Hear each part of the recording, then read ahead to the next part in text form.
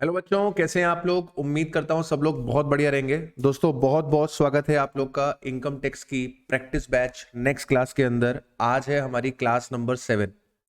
Last class में हम लोगों ने कवर अप कर लिया था हमारा सैलरी का बेसिक अलाउंसेस, डिडक्शन और रिटायरमेंट बेनिफिट्स। आज की क्लास के अंदर हमारा टारगेट है कि हम जितने भी परक्यूजिट्स हैं इन सबको वाइंड अप करेंगे, और अगर हमारे पास टाइम अलाउ करेगा तो we will start the module question. Otherwise हम लोग क्वेश्चंस जो हैं वो कल से स्टार्ट कर देंगे। क्लियर है सबको। मैं उम्मीद कर रहा हूं कि घर पे आप लोगों ने इन चीज़ों को रिवाइज किया है। मेरे साथ साथ आप लोगों का भी पढ़ना जरूरी है। सिर्फ क्लास करने से बेटा काम नहीं बनेगा। क्लास आपको पुश दे सकती है, आपका 50% काम कर सकती है, लेकिन रेस्ट 50% आपको मेहनत करनी पड़ेगी। राइट। आप सोचो कि क्लास में 2 घंटे बैठ के आपका काम हो जाएगा, तो नहीं होगा। आपको घर पे 1-1.5 घंटा 2 घंटा अपने आप से भी देना पड़ेगा टैक्स को, तभी काम बनेगा। राइट। तो चलिए स्टार्ट करते हैं हमारी क्लास और बात करते हैं परक्यूजिट्स की। परक्यूजिट्स क्या होते हैं सर? परक्यूजिट्स होते हैं आपके फैसिलिटीज जो आपका एम्प्लॉयर प्रोवाइड करता है अपने एम्प्लॉय को। राइट। फैसिलिटीज किस तरीके की हो सकती है? फैसिलिटीज मॉनेटरी हो सकती हैं, फैसिलिटीज नॉन मॉनेटरी हो सकती हैं। नॉन मॉनेटरी फैसिलिटीज कैसी हो सकती है सर? उसने आपको रहने के लिए घर दिया, उसने आपको घूमने फिरने के लिए गाड़ी दी, उसने आपके घर पे फर्नीचर प्रोवाइड किया, उसने आपको टेलीविजन प्रोवाइड किया, उसने आपको मोबाइल फोन दिया, उसने आपको लैपटॉप दिया। All these are what? All these are non monetary perquisites. Monetary perks कैसे हो सकते हैं? वो आपको लोन दे रहा है और आपसे पैसा इंटरेस्ट चार्ज नहीं कर रहा है। राइट। जिसको हम लोग इंटरेस्ट फ्री और कंसेशनल लोन बोलते हैं। वो आपके बिहाफ पे आपकी कोई लाइबिलिटी पे कर रहा है, आपके बिहाफ पे आपकी कोई लाइबिलिटी पे कर रहा है, या फिर आपको वो खर्चे रीइंबर्स कर रहा है। आपने अपने बच्चे के स्कूल की फीस पे करी और उसने आपको उस फीस का रीइंबर्समेंट दे दिया। राइट। तो there can be a monetary as well as non monetary facilities, जिसको अपन परक्यूजिट्स बोलते हैं, और परक्यूजिट्स भी सैलरी में आपके टैक्सेबल होते हैं। सबसे पहले हम उन परक्यूजिट्स की बात करने वाले हैं जो सब एम्प्लॉइज के हाथ में टैक्सेबल है। बेसिकली हमारे पास 3 कैटेगरी चल रही होंगी बेटा। ऐसे परक्यूजिट्स जो कि एग्जेम्प्ट है, ऐसे परक्यूजिट्स जो सब एम्प्लॉइज के हाथ में टैक्सेबल है, और ऐसे परक्यूजिट्स जो केवल स्पेसिफाइड एम्प्लॉइज के हाथ में टैक्सेबल है। यानी कि आपके पास 3 तरीके के परक्यूजिट्स आ रहे होंगे। ऐसे परक्यूजिट्स जो टैक्सेबल है in hands of all employees, ऐसे परक्यूजिट्स जो टैक्सेबल है in hands of specified employees, और ऐसे परक्यूजिट्स जो कि आपके एग्जेम्प्ट है। तो आपके पास 3 तरीके के परक्यूजिट्स अवेलेबल है। हम लोग स्टार्ट करेंगे taxable with all the employees वाले केस से। राइट। एग्जेम्प्ट वाला हमारा ऑटोमेटिकली कवर हो जाएगा, हमें अलग से स्ट्रेस नहीं देना पड़ेगा। हमें इन दोनों पे मेन फोकस करना है। ये दोनों हो जाएंगे, ये वाला ऑटोमेटिकली आपका कवर अप हो जाएगा। सबसे पहले हम लोग बात कर रहे हैं taxable perquisites in the hands of all the employees. इसके अंदर सबसे पहला जो परक्यूजिट निकल कर आता है वो निकल कर आता है रेंट फ्री एकोमोडेशन और concessional accommodation. Rent free accommodation और कंसेशनल एकोमोडेशन। अगर आपके एम्प्लॉयर ने आपको रहने के लिए घर दिया है और वो आपसे कोई भी रेंट चार्ज नहीं कर रहा है, then it will be considered as rent free accommodation. आपके एम्प्लॉयर ने आपको रहने के लिए घर दिया है और वो आपसे नॉमिनल सा अमाउंट चार्ज कर रहा है, then it will be a concessional accommodation. अब ये एकोमोडेशन फर्निश्ड भी हो सकता है, ये एकोमोडेशन जो है वो अनफर्निश्ड भी हो सकता है। एकोमोडेशन फर्निश्ड भी हो सकता है और एकोमोडेशन अनफर्निश्ड भी हो सकता है। अब परक्यूजिट की वैल्यू कैसे निकलेगी? तो परक्यूजिट की वैल्यू निकालने के लिए हमें 3 कंसीडरेशन देखनी है। पहली चीज जो आपको कंसीडर करनी है वो कंसीडर करनी है value of the house. Value of the house यानी कि जो आपको फैसिलिटी मिली है उस फैसिलिटी की वैल्यू कितनी है। इसके अंदर आप ऐड करोगे, इसके अंदर आप ऐड करोगे, अगर आपका घर फर्निश्ड है 10% per annum of cost of asset. जो भी आपके घर की फैसिलिटी की वैल्यू आ रही है उस वैल्यू में आप ऐड कर दोगे 10% per annum of cost of asset. ये वो असेट्स हैं जो आपके एम्प्लॉयर ने आपको घर पे प्रोवाइड कर रखी है। हो सकता है उसने आपको फर्नीचर दे रखा हो, रेफ्रिजरेटर दे रखा हो, टेलीविजन दे रखा हो, एसी दे रखा हो। तो 10% per annum of cost of asset अगर असेट ओन्ड बाय एम्प्लॉयर है, अगर असेट ओन्ड बाय एम्प्लॉयर है, और अगर असेट हायर पे लेकर एम्प्लॉयर ने दी है, तो एम्प्लॉयर ने जो हायर चार्जेस पे करे हैं, हायर चार्जेस जो पे करे हैं एम्प्लॉयर ने, आप उसे ऐड कर देंगे। क्या किया हमने सर? हमने जो घर की वैल्यू है वो आइडेंटिफाई करी, उसमें 10% per annum of cost of asset add कर दिया अगर असेट ओन्ड बाय एम्प्लॉयर है। उसमें ऐड कर दिया hire charges paid by employer for the asset अगर अगर asset is taken on hire. अगर एम्प्लॉयर ने असेट को किराए पर लेकर आपको दिया है तो उस केस में हायर चार्जेस को आप ऐड कर देंगे। इसमें से माइनस कर देंगे अगर कोई पैसा रिकवर किया है एम्प्लॉय से। अगर कोई पैसा रिकवर किया है एम्प्लॉय से तो उसे आप माइनस कर देंगे। जो रिजल्ट निकल कर आएगा that will be your taxable value of perquisite. That will be your taxable value of perquisite. मेरी बात को जरा ध्यान से समझिएगा। अगर कोई पैसा रिकवर कर रहा है तो ठीक है, अगर कोई भी पैसा एम्प्लॉयर एम्प्लॉय से रिकवर नहीं कर रहा है, it will be a rent free accommodation. और अगर रिकवर कर रहा है then it will be a concessional accommodation, right. अब ये चीजें अगर क्वेश्चन में रहेंगी तभी आएंगी, अदरवाइज नहीं आएंगी। मतलब अगर घर फर्निश्ड होगा तब तो ये चीजें आएंगी, अगर घर अनफर्निश्ड होगा तो ये चीजें आपकी एलिमिनेट हो जाएंगी।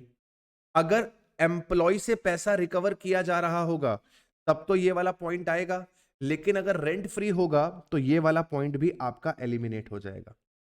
Clear? Point to be noted यहां पर कि हमेशा हमें ये 10% पर एनम किसका लेना है? कॉस्ट ऑफ असेट का लेना है। कई बार क्या होता है क्वेश्चन के अंदर WDV दे देता है।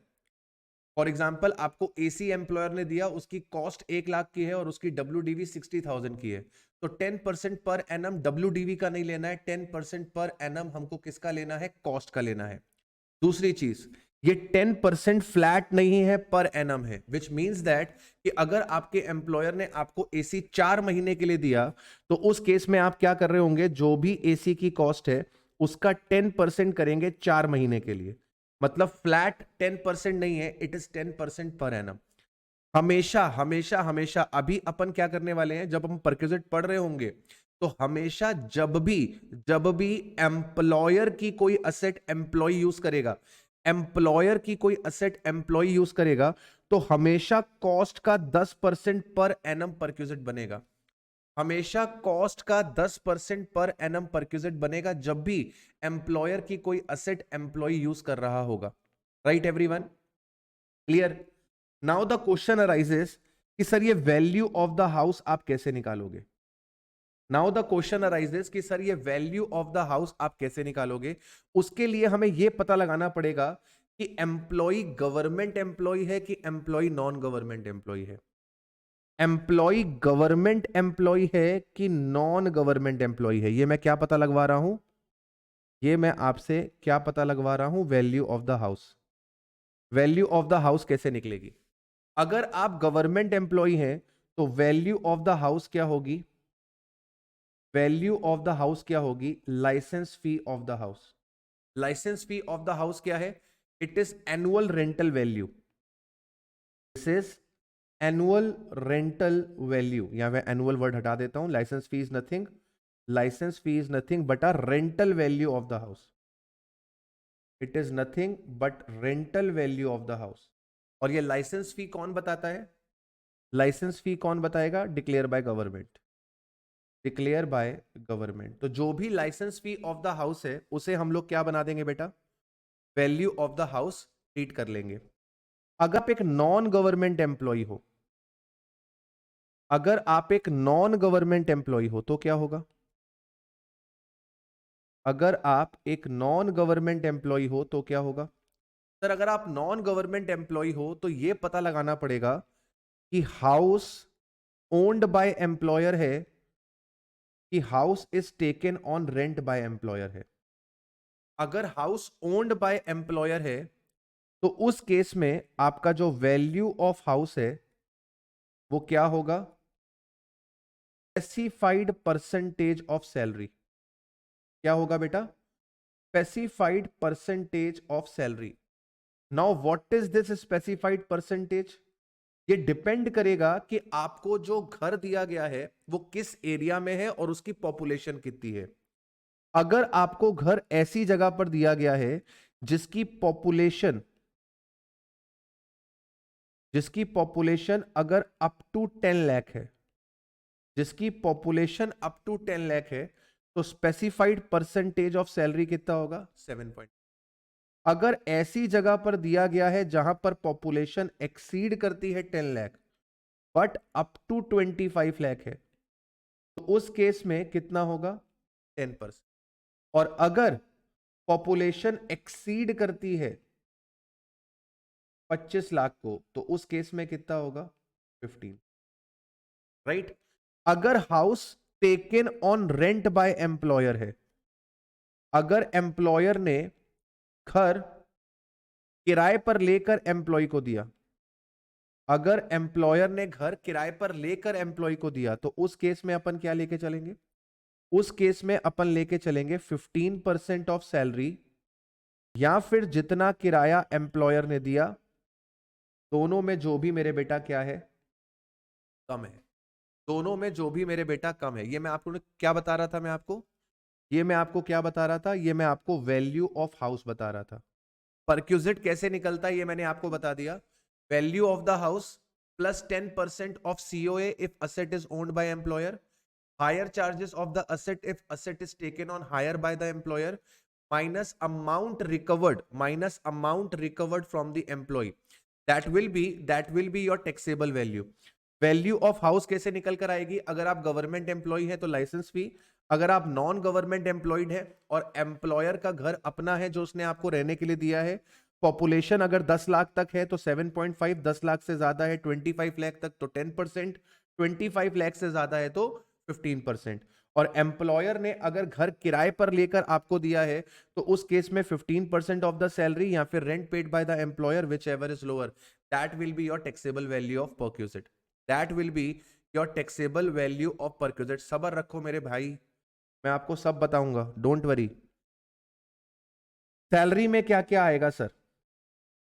सैलरी में क्या क्या आएगा? ये जो वर्ड सैलरी यूज हो रही है, समीर कह रहा है सर इसका समरी चार्ट भी बना दो, तो ये समरी चार्ट ही है भाई। किताब में पढ़ेगा तो 3 पन्ने मिलेंगे तेरे को।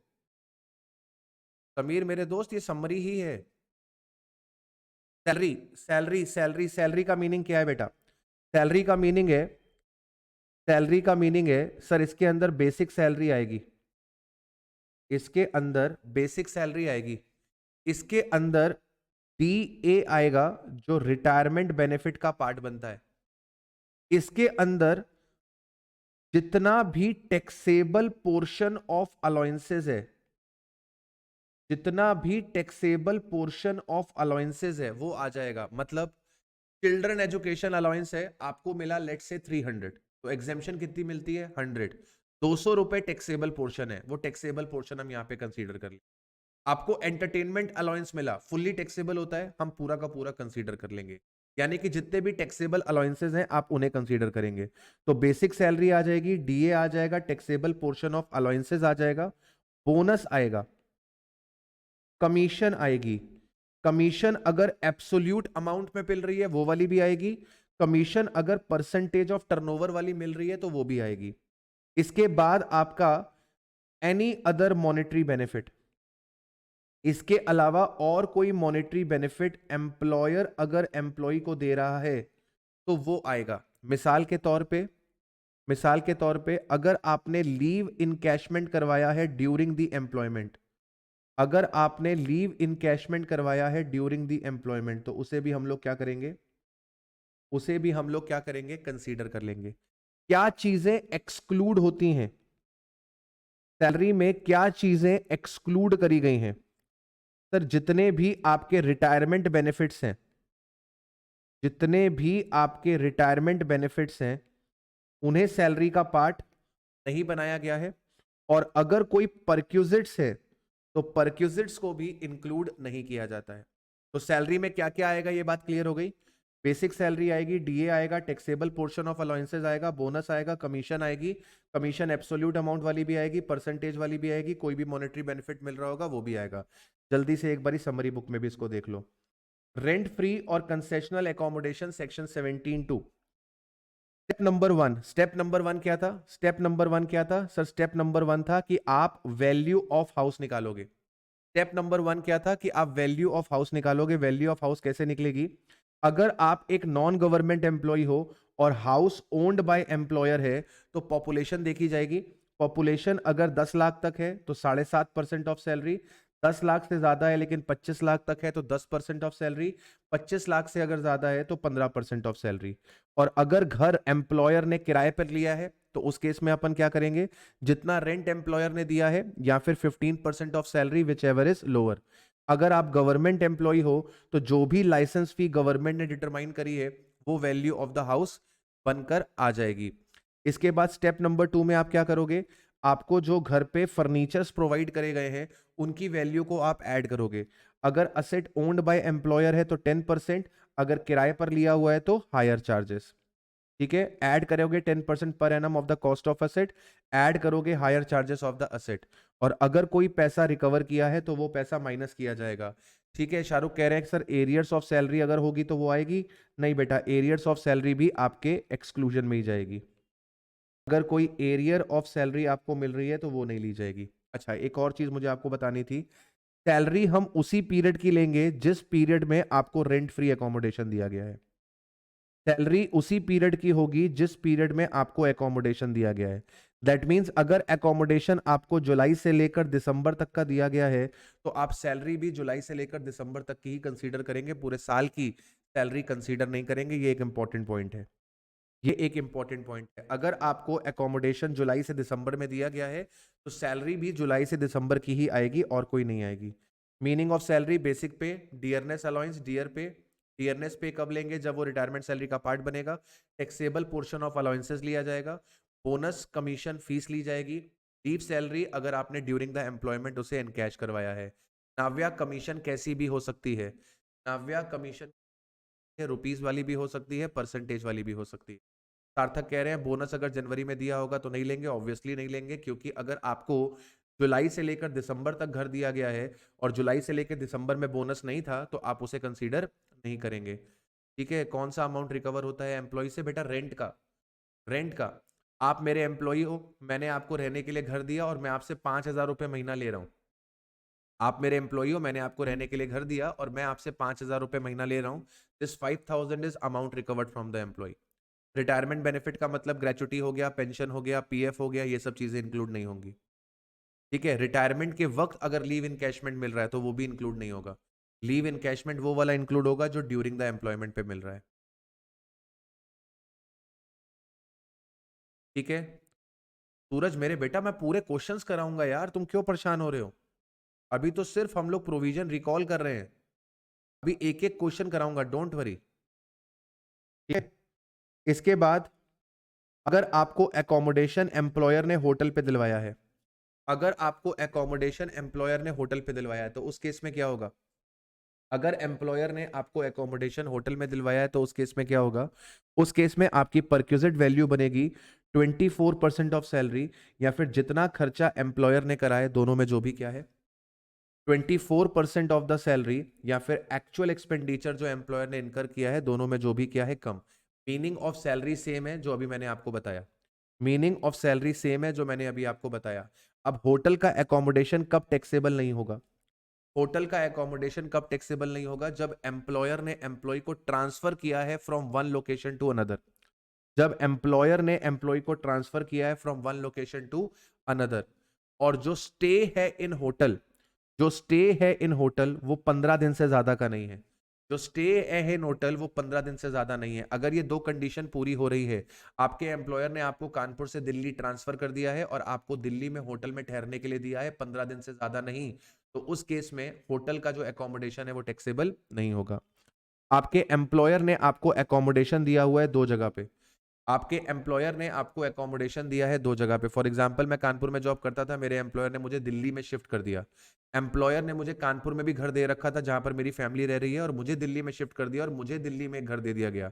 मतलब मेरे पास अब 2 घर हैं, कानपुर में एक घर जहां पर मेरी फैमिली रहती है, दिल्ली जहां पर मैं रहता हूं। तो फर्स्ट 90 डेज के लिए इन दोनों घर में से कोई एक ही घर टैक्सेबल होगा। फर्स्ट 90 डेज के लिए इन दोनों घर में से कोई भी एक घर टैक्सेबल होगा, या मेरी मर्जी है। मैं चाहूं तो दिल्ली वाला घर टैक्सेबल कराऊं, मैं चाहूं तो कानपुर वाला घर टैक्सेबल करवाऊं। कौन सा घर टैक्सेबल करवाऊंगा? जिसकी परक्यूजेट वैल्यू कम आ रही होगी। दिल्ली वाले की परक्यूजेट वैल्यू 90 दिन की कम आ रही होगी तो दिल्ली वाला टैक्सेबल कराऊंगा। कानपुर वाले की परक्यूजेट वैल्यू 90 दिन की कम आ रही होगी तो कानपुर वाला टैक्सेबल कराऊंगा। 90 दिन के बाद after 90 days both the accommodation shall be taxable. ठीक है, फर्स्ट 90 डेज के लिए कोई एक accommodation at the option of the employee, after 90 days both the accommodation shall be taxable। ठीक है सर, ठीक है ठीक है ठीक है। अच्छा, अब इसमें एक बेसिक सी चीज है कि अगर आपको रिमोट लोकेशन पे, अगर आपको रिमोट लोकेशन पे एकोमोडेशन दिया गया है, अगर आपको रिमोट लोकेशन पे एकोमोडेशन दिया गया है तो वो एकोमोडेशन की परक्यूजिट क्या रहेगी? एग्जेम्प्ट रहेगी। रिमोट लोकेशन मतलब दूर दराज जंगल वंगल एरिया में। ठीक है, तो अगर दूर दराज वाले एरिया में आपको पोस्टिंग दी गई है तो ऑब्वियसली कि आपको घर भी प्रोवाइड कौन करेगा? एम्प्लॉयर करेगा, और वहां पर कुछ भी आपका टैक्सेबल नहीं होगा। इसके बाद अगला पॉइंट निकल कर आता है इंटरेस्ट फ्री और कंसेशनल लोन। इसके बाद अगला पॉइंट निकल कर आता है इंटरेस्ट फ्री और कंसेशनल लोन। अगर आपके एम्प्लॉयर ने आपको लोन दिया, अगर आपके एम्प्लॉयर ने आपको लोन दिया और वो आपसे कोई भी इंटरेस्ट चार्ज नहीं कर रहा है, then it will be interest free loan. अगर आपके एम्प्लॉयर ने आपको लोन दिया और वो आपसे नॉमिनल सा इंटरेस्ट चार्ज कर रहा है, then it will be a concessional loan. तो जितना फैसिलिटी इंटरेस्ट के रूप में आपको मिल रहा है, जितना फैसिलिटी इंटरेस्ट के रूप में आपको मिल रहा है, उसे सरकार क्या बना देगी? उसे सरकार क्या बना देगी? परक्यूजिट बना देगी। अब ये इंटरेस्ट की फैसिलिटी फाइंड करने के लिए जो कंपैरिजन किया जाएगा वो कौन से बैंक के इंटरेस्ट रेट से किया जाएगा? स्टेट बैंक ऑफ इंडिया के। अब आपको अच्छे से पता है आरबीआई पॉलिसीज चेंज करता है अपनी, तो उसकी वजह से इंटरेस्ट रेट भी फ्लक्चुएट होता है। तो हमें इंटरेस्ट रेट कौन सा लेना है? हमें इंटरेस्ट रेट लेना है प्रीवियस ईयर के फर्स्ट डे पे जो इंटरेस्ट रेट प्रिवेल कर रहा होगा। आपने लोन किसी भी दिन लिया हो, फॉर एग्जांपल मैंने लोन 10 जुलाई 21 को लिया, मैंने लोन 10 दिसंबर 2021 को लिया, इंटरेस्ट रेट किस दिन का लिया जाएगा? 1 अप्रैल 21 का लिया जाएगा। आपने लोन किस दिन लिया मैटर नहीं करता है। हम एसबीआई का इंटरेस्ट रेट, हम एसबीआई का इंटरेस्ट रेट जो लेंगे वो कौन से दिन का लेंगे? 1 अप्रैल का लेंगे। अब ये फैसिलिटी कैलकुलेट करने के लिए सरकार क्या कहती है? सरकार कहती है कि हम आपकी ये जो फैसिलिटी है, ये जो इंटरेस्ट की आपको सेविंग हो रही है, ये हम इंटरेस्ट की सेविंग कैलकुलेट करेंगे मंथली आउटस्टैंडिंग बैलेंस पे। बेटा किस पे करेंगे? मंथली आउटस्टैंडिंग बैलेंस पे। फॉर एग्जांपल अगर मैंने जुलाई में लोन लिया तो जुलाई के एंड पे जो मेरा आउटस्टैंडिंग बैलेंस है उस पे इंटरेस्ट कैलकुलेट किया जाएगा। मेरे पास अगस्त एंड पे जो बैलेंस होगा उस पे इंटरेस्ट कैलकुलेट करा जाएगा। तो सरकार मंथली आउटस्टैंडिंग बैलेंस पे क्या करती है? मंथली आउटस्टैंडिंग बैलेंस पे क्या करती है बेटा? मंथली आउटस्टैंडिंग बैलेंस पे क्या करती है बेटा? आपका इंटरेस्ट कैलकुलेट करती है, आपकी परक्यूजेट की वैल्यू कैलकुलेट करती है। ध्यान से समझना है इसको, ध्यान से समझना है इसको। तो आपको क्या करना है? सबसे पहला काम, सबसे पहला काम आपको मंथली आउटस्टैंडिंग बैलेंस क्या कर लेना है? आपको मंथली आउटस्टैंडिंग बैलेंस क्या कर लेना है? फाइंड कर लेना है। इसके बाद स्टेप नंबर 2, आपको क्या कर लेना है? सम कर लेना है मंथली आउटस्टैंडिंग बैलेंसेस का। आपको मंथली आउटस्टैंडिंग बैलेंसेस का क्या कर लेना है? सम कर लेना है। उसके बाद आपको सिंपल सा फॉर्मूला लगाना है परक्यूजेट के लिए, सिंपल सा फॉर्मूला लगाना है परक्यूजेट के लिए। जो आपका मंथली आउटस्टैंडिंग बैलेंस है उसका जो सम है, जो उसका सम है, sum of monthly outstanding balance multiplied by SBI का जो रेट है कौन सी तारीख का? 1 April of the previous year का। इसमें से माइनस कर देंगे कौन सा इंटरेस्ट रेट जो एम्प्लॉयर चार्ज कर रहा है, इसका मल्टीप्लाई करा देंगे 1/12 से, इसका मल्टीप्लाई करा देंगे 1/12 से। तो monthly outstanding balance, monthly outstanding balance multiplied by SBI का रेट माइनस एम्प्लॉयर का interest rate multiplied by 1/12, this will be your value of perquisite. अब एक चीज नोट करना, एक चीज नोट करना, अगर एम्प्लॉय ने कुछ भी रीपे नहीं करा, if nothing is repaid by employee during the year, अगर एम्प्लॉय ने एक भी रुपया पे नहीं करा, that is 100% amount is outstanding, 100% amount is outstanding. तो उस केस में आप क्या करोगे? उस केस में आप सिंपल करोगे, लोन मल्टीप्लाइड बाय एसबीआई का रेट माइनस एम्प्लॉयर का interest rate multiplied bye T upon 12, multiplied by T upon 12। मतलब एम्प्लॉयर ने एम्प्लॉय को लोन दिया, एम्प्लॉयर ने एम्प्लॉय को लोन दिया 10 लाख रुपए का कार के लिए, 10 लाख रुपए का कार के लिए लोन दिया 1 जुलाई 21 को। एम्प्लॉय ने कुछ भी रीपे नहीं किया, एम्प्लॉय ने कुछ भी रीपे नहीं किया। एम्प्लॉयर चार्ज करता है 2% का इंटरेस्ट, एम्प्लॉयर चार्ज करता है 2% का इंटरेस्ट, और state bank of India car loan के लिए चार्ज करती है लेट सपोज 8%। तो आपका एम्प्लॉयर आपको बेनिफिट कितने का दे रहा है? आपका एम्प्लॉयर आपको बेनिफिट कितने का दे रहा है? एसबीआई से लेते तो 8% पड़ता, आपका एम्प्लॉयर आपको 6% का बेनिफिट दे रहा है। ये जो 6% का बेनिफिट है ये टैक्सेबल होने वाला है।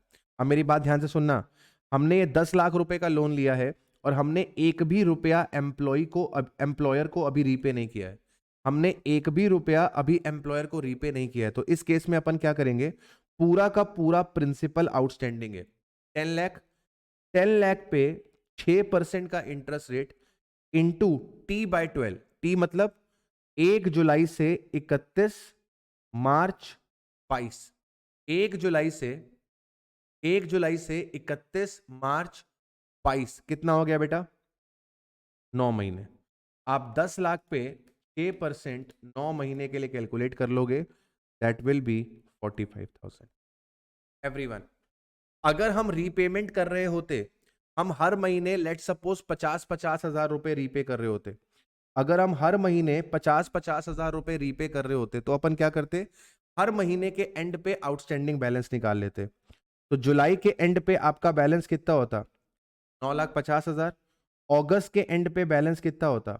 9 लाख। सितंबर के एंड पे बैलेंस कितना होता? 8 लाख। अक्टूबर के एंड पे बैलेंस कितना होता? 7,50,000। नवंबर के एंड पे बैलेंस कितना होता? 7 लाख। दिसंबर के एंड पे बैलेंस कितना होता? 6.5 लाख। जनवरी के एंड पे बैलेंस कितना होता? 6 लाख।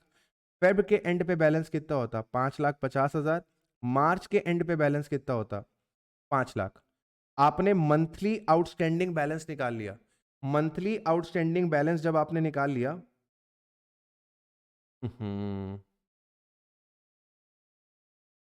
ये हो जाएगा 850, ये हो जाएगा 8 लाख, ये हो जाएगा 750, ये हो जाएगा 7 लाख, ये हो जाएगा आपके पास 650, ये हो जाएगा आपके पास 6 लाख, और ये हो जाएगा आपके पास 550। ठीक है? अरे ठीक है यार, भावनाओं को समझो फिलहाल, फिलहाल भावनाओं को समझो। इसको आप लोग क्या कर लोगे, इसको आप लोग क्या कर लोगे, सम कर लोगे। जो भी सम निकल के आएगा उस सम का मल्टीप्लाई किससे करोगे? 6% से, और उसका मल्टीप्लाई किससे कर दोगे? 1/12। समझ में आ रही है मेरी बात? समझ में आ रही है मेरी बात? जो भी सम आ रहा है उस सम का मल्टीप्लाई 6% से, मल्टीप्लाई 1/12 से। अगर कुछ भी रीपे नहीं हो रहा है तो डायरेक्टली हो जाएगा, कुछ भी रीपे नहीं हो रहा है तो डायरेक्टली हो जाएगा, और रीपे हो रहा है तो अपन मंथली आउटस्टैंडिंग बैलेंस निकाल लेंगे, मंथली आउटस्टैंडिंग बैलेंस का सम कर लेंगे, उसका मल्टीप्लाई बेनिफिट के साथ, मल्टीप्लाई 1/12 के साथ। ठीक है, उसका मल्टीप्लाई 1/12 के साथ। यहां पर मल्टीप्लाई किससे हो रहा था? यहां पर मल्टीप्लाई किससे हो रहा है? t/12 से। और अगर रीपे हो रहा है तो मल्टीप्लाई किससे हो रहा है? 1/12 से। इस चीज को ध्यान रखना। अच्छा, अगर तुमने पेटी लोन लिया है एम्प्लॉयर से, अगर तुमने पेटी लोन लिया है एम्प्लॉयर से, पेटी लोन कितना होता है? आपके पास एम्प्लॉयर से टोटल जो कर्जा है वो 20,00,000 रुपए तक का है। आपके पास जो टोटल कर्जा है एम्प्लॉयर से वो 20,000 रुपए तक का है। तो इस केस में, इस केस में कोई भी परक्विजिट नहीं निकलेगा, इस केस में कोई भी परक्विजिट नहीं निकलेगा। अब ये 20,000 एक लोन का पैसा नहीं है, ये 20,000 एक लोन का पैसा नहीं है, टोटल लोन जो आपने एम्प्लॉयर से ले रखे हैं सब मिला के कितना है? टोटल लोन जो आपने एम्प्लॉयर से ले रखे हैं वो सब मिला के कितना है? 20,000 रुपीज। अगर एम्प्लॉयर ने आपको लोन दिया है ऐसे ट्रीटमेंट के लिए जो कि स्पेसिफाइड डिसीज है अंडर रूल 3A, तो उस केस में कोई भी परक्यूजेट वैल्यू नहीं निकलेगी। तो रूल 3A में कौन कौन सी डिसीजेस हैं वो आपको याद नहीं रखनी है। एग्जाम में अगर डिसीज आएगी तो उसके आगे लिख दिया होगा कि रूल 3A वाली डिसीज है। बस आपको ये याद रखना है कि अगर रूल 3A वाली डिसीज के लिए लोन दिया गया है तो उस केस में टैक्सेबल वैल्यू ऑफ परक्यूजेट क्या रहेगी? टिल। उस केस में टैक्सेबल वैल्यू ऑफ परक्यूजेट क्या रहेगी? टिल। नहीं नहीं नहीं नहीं, कोई खास नहीं है, कोई खास अमेंडमेंट नहीं है। एक छोटा सा पॉइंट बस आएगा, वो देखना रहेगा, अवॉइड कर सकते हो। ठीक है, चलिए इसके बाद अगला पॉइंट निकल कर आता है फ्री फूड और रिफ्रेशमेंट। अगर आपका एम्प्लॉयर आपको फ्री फूड और रिफ्रेशमेंट्स दे रहा है, रिफ्रेशमेंट्स में टी कॉफी स्नैक्स आते हैं, अगर during the employment during the working hours आपको अगर फ्री रिफ्रेशमेंट्स दिए जाते हैं तो उसमें कुछ भी टैक्सेबल नहीं होता। ड्यूरिंग दी वर्किंग आवर्स अगर आपको फ्री रिफ्रेशमेंट्स दिए जाते हैं तो उस केस में कुछ भी टैक्सेबल नहीं होगा। और अगर आपका एम्प्लॉयर आपको फ्री मील देता है, आपका एम्प्लॉयर आपको फ्री मील देता है तो उस केस में 50 रुपीज तक का बेनिफिट पर मील एग्जेम्प्ट होता है। 50 रुपीज तक का बेनिफिट पर मील एग्जेम्प्ट होता है। उसके बाद का जो होता है वो क्या हो जाता है? टैक्सेबल होता है। Benefit up to ₹50 per meal, benefit up to 50 rupees per meal exempt होता है। उसके बियॉन्ड जो होता है मेरे बच्चे वो टैक्सेबल हो जाता है। फॉर एग्जाम्पल आपके एम्प्लॉयर ने आपको 100 मील्स दिए, आपके एम्प्लॉयर ने आपको 100 मील्स दिए। एक मील की कॉस्ट थी, एक मील की कॉस्ट थी 300 रुपए। आपके एम्प्लॉयर ने रिकवर करे, आपके एम्प्लॉयर ने आपसे रिकवर करे 100 रुपीज पर मील। उसने आपको 300 रुपए की मील दी और आपसे 100 रुपए लिए, तो उसने आपको बेनिफिट कितने रुपए का दिया? उसने आपको बेनिफिट कितने रुपए का दिया? सर उसने हमको बेनिफिट दिया 200 रुपए पर मील। सरकार कहती है 50 रुपए पर मील तक का बेनिफिट हम एग्जेम्प्ट करते हैं। 50 रुपए पर मील तक का बेनिफिट हम एग्जेम्प्ट करते हैं, यानी कि टैक्सेबल कितना निकल कर आएगा? यानी कि टैक्सेबल कितना निकल कर आएगा? टैक्सेबल निकल कर आएगा 150 पर मील। टैक्सेबल कितना निकल कर आएगा? 150 पर मील। ठीक है, 50 रुपए पर मील तक आपका एग्जेम्प्ट हो जाएगा। ठीक है, अरे मैं क्वेश्चन कराऊंगा स्टॉक, डोंट वरी। ये क्लियर हो गया भाई सबको? अच्छा, अब मैंने आप लोग को जब कल अलाउंसेस पढ़ाए थे तो मैंने आपसे कहा था कि अगर आपको मील अलाउंस मिल रहा है, अगर आपको मील अलाउंस मिल रहा है तो मील अलाउंस क्या रहेगा बेटा? मील अलाउंस क्या रहेगा बेटा? फुल्ली टैक्सेबल रहेगा। लेकिन अगर आपको मील की फैसिलिटी मिल रही है, अगर आपको मील की फैसिलिटी मिल रही है तो वो फैसिलिटी 50 रुपीज पर मील तक क्या रहती है? एग्जेम्प्ट रहती है। क्लियर हो गई बात? तो मील अलाउंस मिल रहा है तो वो फुल्ली टैक्सेबल होगा, और अगर आपको मील फैसिलिटी मिल रही है तो वो ₹50 पर मील तक आपकी एग्जेम्प्ट रहेगी। ठीक है सर, आगे बढ़ते हैं। Facility of travelling, touring, accommodation, holiday home. अगर आपका एम्प्लॉयर आपको घूमने के लिए भेज रहा है, अगर आपका एम्प्लॉयर आपको घूमने के लिए भेज रहा है तो उस केस में जितना पैसा आपका एम्प्लॉयर आपके ऊपर खर्च करता है लेस जितना पैसा वो आपसे रिकवर कर लेता है। फॉर एग्जाम्पल आपके एम्प्लॉयर ने आपको गोवा भेजा और उसने आपके ऊपर खर्चा किया लेट से ₹1,00,000, राइट, और उसने आपसे रिकवर कर लिया 20,000, तो आपको उसने फैसिलिटी कितने रुपए की दी? 80,000 रुपीज की। ये 80,000 रुपीज की फैसिलिटी आपके हाथ में क्या हो जाएगी? टैक्सेबल हो जाएगी। अगर एम्प्लॉय ऑफिशियल टूर पे गया है और उसके साथ उसका कोई भी मेंबर ऑफिस हाउस होल्ड उसे एकंपनी करता है तो परक्यूजिट वैल्यू होगी जितना पैसा एम्प्लॉयर ने फैमिली मेंबर पे खर्च किया, जितना पैसा एम्प्लॉयर ने फैमिली मेंबर पे खर्च किया। For example mister x and Mrs x Goa गए, मिस्टर एक्स ऑफिशियल टूर पे थे, मिसेस एक्स उनको एकंपनी कर रही है, पूरा खर्चा इस गोवा की ट्रिप का एम्प्लॉयर ने पे किया, लेट सपोज 1 लाख रुपए। मिस्टर एक्स ऑफिशियल टूर पे थे, उन पे जितना भी पैसा खर्च होगा वो टैक्सेबल नहीं होगा, लेकिन जितना पैसा मिसेस एक्स पे एम्प्लॉयर ने खर्च किया वो पैसा मिस्टर एक्स के हाथ में क्या हो जाएगा, टैक्सेबल हो जाएगा। तो अगर एम्प्लॉय ऑफिशियल टूर पे है और उसका फैमिली मेंबर उसको एकंपनी करता है, तो फैमिली मेंबर पे जितना भी पैसा एम्प्लॉयर खर्च करेगा वो पैसा टैक्सेबल हो जाएगा। एम्प्लॉय ऑफिशियल टूर पे था, एम्प्लॉय ऑफिशियल टूर पे था और वो ऑफिशियल टूर एक्सटेंड कर दिया जाता है पर्सनल टूर पे। ऑफिशियल टूर को एक्सटेंड कर दिया जाता है पर्सनल टूर पे। 1 महीने के लिए एम्प्लॉयर को ऑफिशियल टूर के लिए गोवा भेजा गया था और उसको 15 डेज का एक्सटेंशन दे दिया गया पर्सनल पर्पस के लिए। तो सर 1.5 महीने के लिए एम्प्लॉय गोवा में था, लेकिन 1 महीना वो ऑफिशियल काम के लिए था, उस पे जो भी पैसा खर्च किया होगा एम्प्लॉयर ने वो टैक्सेबल नहीं होगा। लेकिन 15 डेज जो पर्सनल टूर पे वो था, उस पे जितना भी पैसा एम्प्लॉयर ने खर्च किया होगा वो टैक्सेबल हो जाएगा, राइट। अगर एम्प्लॉय को गिफ्ट मिलता है, अगर एम्प्लॉय को गिफ्ट मिलता है एम्प्लॉयर से, अगर एम्प्लॉयर एम्प्लॉय को कैश गिफ्ट देता है, एम्प्लॉयर एम्प्लॉय को कैश गिफ्ट देता है, तो वो कैश गिफ्ट क्या होता है बेटा, फुल्ली टैक्सेबल होता है। लेकिन अगर एम्प्लॉयर एम्प्लॉय को काइंड में गिफ्ट देता है, उसने उसको टीवी दे दिया, मोबाइल फोन दे दिया, काइंड में गिफ्ट मिल रहा है, तो 5,000 रुपए तक का गिफ्ट एग्जेम्प्ट होता है। 5,000 रुपए के ऊपर जो होता है वो टैक्सेबल होता है। अब यहां पे इंस्टीट्यूट दो व्यूज लेके चलता है, यहां पे इंस्टीट्यूट दो व्यूज लेके चलता है। व्यू वन वो कहता है कि सर गिफ्ट में से 5,000 रुपए माइनस करो और जो वैल्यू बचे वो टैक्सेबल करो। गिफ्ट में से 5,000 माइनस करो, जो वैल्यू बचे वो टैक्सेबल करो। दूसरा वो व्यू ये लेता है कि अगर गिफ्ट की वैल्यू पूरी 5,000 से ज्यादा है तो वो उसे क्या कर देगा, टैक्सेबल कर देगा। बोले तो आपको अगर अगर आपको वॉच गिफ्ट में मिलती है, आपको एम्प्लॉयर से वॉच गिफ्ट में मिलती है और उसकी कीमत 7,000 रुपए है, तो एक ऑप्शन आपके पास है कि आप 7 में से 5,000 माइनस कर दो और केवल 2,000 रुपए टैक्सेबल करो। दूसरा ऑप्शन आपके पास है, दूसरा ऑप्शन आपके पास है, आप पूरा 7,000 रुपए क्या कर दो, टैक्स कर दो, क्योंकि गिफ्ट का अमाउंट क्या है, 5,000 को एक्सीड कर रहा है। दोनों व्यूज आपका आईसीएआई एक्सेप्ट करता है। Either you can go with option number 1 और you can go with option number 2, दोनों में आपको पूरे मार्क्स मिलेंगे, राइट। तो अगर गिफ्ट मिल रहा है अप टू ₹5,000, गिफ्ट मिल रहा है अप टू ₹5,000, कुछ भी टैक्सेबल नहीं होगा। 5,000 से ज्यादा का गिफ्ट मिल रहा है तो दो ऑप्शन है, 5,000 के ऊपर वाली अमाउंट को टैक्सेबल कर दो या पूरी की पूरी अमाउंट को टैक्सेबल कर दो।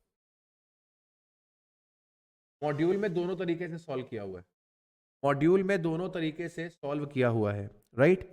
ठीक है। इसके बाद अगर आपके एम्प्लॉयर ने आपको क्रेडिट कार्ड फैसिलिटी दी है और आपको क्लब फैसिलिटी दी हुई है, आपके एम्प्लॉयर ने आपको क्रेडिट कार्ड फैसिलिटी दी हुई है और आपके एम्प्लॉयर ने आपको क्लब फैसिलिटी दी हुई है, तो उस केस में क्या होगा, अगर आप क्रेडिट कार्ड फैसिलिटी को या फिर क्लब की फैसिलिटी को ऑफिशियल पर्पस के लिए यूज करते हो तो कुछ भी टैक्सेबल नहीं होगा।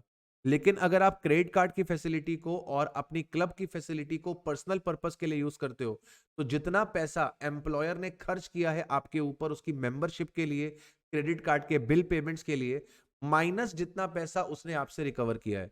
फॉर एग्जाम्पल, मैंने एम्प्लॉयर का क्रेडिट कार्ड स्वाइप कराया, उससे 50,000 रुपए की शॉपिंग करी, अपने लिए कपड़े खरीदे, अपने वाइफ के लिए कपड़े खरीदे, अपने बच्चे के लिए कपड़े खरीदे, 50,000 रुपीज की मैंने शॉपिंग करी और मेरे एम्प्लॉयर ने मेरे से केवल 10,000 रुपीज ही रिकवर किए। मतलब मैंने एम्प्लॉयर का क्रेडिट कार्ड यूज किया 50,000 के लिए और मुझसे रिकवर करे गए केवल 10,000, तो बचे हुए 40,000 रुपीज क्या हो जाएंगे, टैक्सेबल। मैंने अगर एम्प्लॉयर का क्रेडिट कार्ड स्वाइप किया, 50,000 का खर्चा किया और वो खर्चा पूरा का पूरा ऑफिशियल था, तो उस केस में एक भी रुपया टैक्सेबल नहीं होगा। तो क्रेडिट कार्ड फैसिलिटी और क्लब फैसिलिटी अगर पर्सनल नेचर की होगी तभी टैक्सेबल होगी, अदरवाइज टैक्सेबल नहीं होगी। इसके बाद अगला पॉइंट निकल कर आता है सुपर इंपॉर्टेंट। अगर आप एम्प्लॉयर की असेट को यूज कर रहे हो, अगर आप एम्प्लॉयर की असेट को यूज कर रहे हो और वो एम्प्लॉयर की असेट है लैपटॉप या फिर कंप्यूटर, एम्प्लॉयर की वो असेट है लैपटॉप या फिर कंप्यूटर, तो उस केस में परक्विजिट की वैल्यू क्या रहती है, निल। परक्विजिट की वैल्यू क्या रहती है, निल। अब यहां पर एक पॉइंट इंपॉर्टेंट है, लैपटॉप और कंप्यूटर आप ऑफिशियल पर्पस के लिए यूज करो चाहे पर्सनल पर्पस के लिए यूज करो, दोनों ही केसेस में उसकी वैल्यू क्या रहेगी, नील। फॉर एग्जाम्पल, एम्प्लॉयर ने एम्प्लॉय को लैपटॉप दिया हुआ है और वो लैपटॉप एम्प्लॉय का बेटा यूज करता है। एम्प्लॉयर ने एम्प्लॉय को लैपटॉप दिया हुआ है और वो लैपटॉप एम्प्लॉय का बेटा यूज करता है, then also perquisite value shall be nil. मतलब आपका लैपटॉप और कंप्यूटर आप ऑफिशियल पर्पस के लिए यूज करते हो तो नील है ही, लेकिन अगर आप पर्सनल पर्पस के लिए भी यूज करते हो देन ऑल्सो उसकी वैल्यू क्या हो जाएगी, नील। लैपटॉप और कंप्यूटर के अलावा और कोई असेट है, लैपटॉप और कंप्यूटर के अलावा कोई असेट है और वो असेट एम्प्लॉयर की अपनी खरीदी हुई है, तो कितना आ जाएगा बेटा, 10% per annum of the actual cost of such asset. और जो असेट एम्प्लॉय यूज कर रहा है वो एम्प्लॉयर ने किराए पर ला के एम्प्लॉय को दी है, तो जितने हायर चार्जेस एम्प्लॉयर पे कर रहा है वो ले लेंगे। और अगर एम्प्लॉयर एम्प्लॉय से कोई पैसा रिकवर कर रहा है असेट को यूज करने के लिए, तो जितना पैसा रिकवर किया उस अमाउंट को अपन क्या कर देंगे, माइनस। ठीक है। अच्छा, इसके अलावा अगर आपके एम्प्लॉयर ने आपको और कोई बेनिफिट दिया, इसके अलावा आपके एम्प्लॉयर ने आपको और कोई बेनिफिट दिया जो लिस्टेड नहीं है, तो उस केस में जितना पैसा एम्प्लॉयर ने खर्च किया माइनस जितना पैसा एम्प्लॉय से रिकवर किया गया, that will be the taxable value of perquisite. अगर एम्प्लॉयर ने टेलीफोन फैसिलिटी प्रोवाइड करी है इंक्लूडिंग मोबाइल फोन, तो उस केस में वो फैसिलिटी क्या रहेगी, एग्जेम्प्ट रहेगी। लेकिन अगर एम्प्लॉयर ने टेलीफोन अलाउंस दिया, तो टेलीफोन अलाउंस क्या था बेटा, सर टेलीफोन अलाउंस तो फुल्ली टैक्सेबल। ठीक है, टेलीफोन फैसिलिटी का मतलब क्या समझते हो, टेलीफोन फैसिलिटी का मतलब समझते हो कि आपके एम्प्लॉयर ने आपके टेलीफोन का बिल पे किया, आपके एम्प्लॉयर ने आपके टेलीफोन का बिल पे किया, तो अगर बिल पेमेंट हो रही है, अगर बिल पेमेंट हो रही है तो वो एक फैसिलिटी है, टैक्सेबल नहीं होगी। एम्प्लॉयर आपको हर महीने एक फिक्स्ड अमाउंट दे रहा है टेलीफोन अलाउंस के नाम से, तो वो अमाउंट क्या रहेगी बेटा, फुल्ली टैक्सेबल रहेगी। तो एम्प्लॉयर ने अगर आपका बिल पेमेंट किया तो ये मेरे बच्चे क्या रहेगा, ये मेरे बच्चे क्या रहेगा, एग्जेम्प्ट रहेगा, अदरवाइज क्या होगा, फुल्ली टैक्सेबल। टेलीफोन के प्लेस पर इंटरनेट रिचार्ज करवाया तो देखो आज की डेट में इंटरनेट भी टेलीफोन फैसिलिटी का ही पार्ट है। ठीक है, आजकल इंटरनेट भी टेलीफोन फैसिलिटी का ही पार्ट है। तो अगर आपका एम्प्लॉयर आपको इंटरनेट का बिल पेमेंट कर रहा है, इंटरनेट का बिल पेमेंट कर रहा है, तो वो फैसिलिटी एग्जेम्प्ट हो जाएगी। ब्रॉडबैंड का पेमेंट कर रहा है, वो फैसिलिटी एग्जेम्प्ट हो जाएगी। लेकिन अगर वो आपको इंटरनेट का अलाउंस दे रहा है, तो वो अलाउंस क्या हो जाएगा, टैक्सेबल हो जाएगा। विभूति, हाँ जी, क्लियर हुई मेरी बात बच्चों, क्लियर हुई मेरी बात। सर मोबाइल का यूज बिजनेस के लिए है, नहीं, ये जरूरी नहीं है कि मोबाइल का यूज बिजनेस के लिए हो। और दूसरी चीज, इसको आइडेंटिफाई करना बड़ा मुश्किल होगा, इसको आइडेंटिफाई करना बड़ा मुश्किल होगा कि वो मोबाइल में से कितनी पर्सनल कॉलें कर रहा है और कितनी ऑफिशियल कॉलें कर रहा है, ये नहीं पता कर पाएंगे। ठीक है, तो अगर आपके एम्प्लॉयर ने आपको टेलीफोन फैसिलिटी दी है और आप वो टेलीफोन फैसिलिटी ऑफिशियल में यूज करते हैं या फिर आप उसे पर्सनल पर्पस के लिए यूज करते हैं, दोनों ही केसेस में टैक्सेबल होगा। सर इतना याद कैसे रहेगा, बिल्कुल रहेगा भाई, क्यों नहीं रहेगा। 2-3 बार रीड करो, सब कुछ दिमाग में रहेगा। आपको रट्टा नहीं मारना है ना किसी चीज का, आपको बस चीजों को समझना है दोस्त, रटना है, समझना है।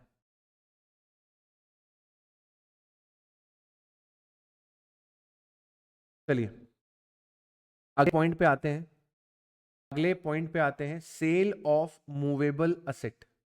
अगले पॉइंट पे आते हैं, सेल ऑफ मूवेबल असेट। अगर एम्प्लॉयर एम्प्लॉय को मूवेबल असेट बेच रहा है, अगर एम्प्लॉयर एम्प्लॉय को मूवेबल असेट बेच रहा है, तो उस केस में टैक्सेबल वैल्यू ऑफ परक्विजिट कैसे निकलेगी, उस केस में टैक्सेबल वैल्यू ऑफ परक्विजिट कैसे निकलेगी।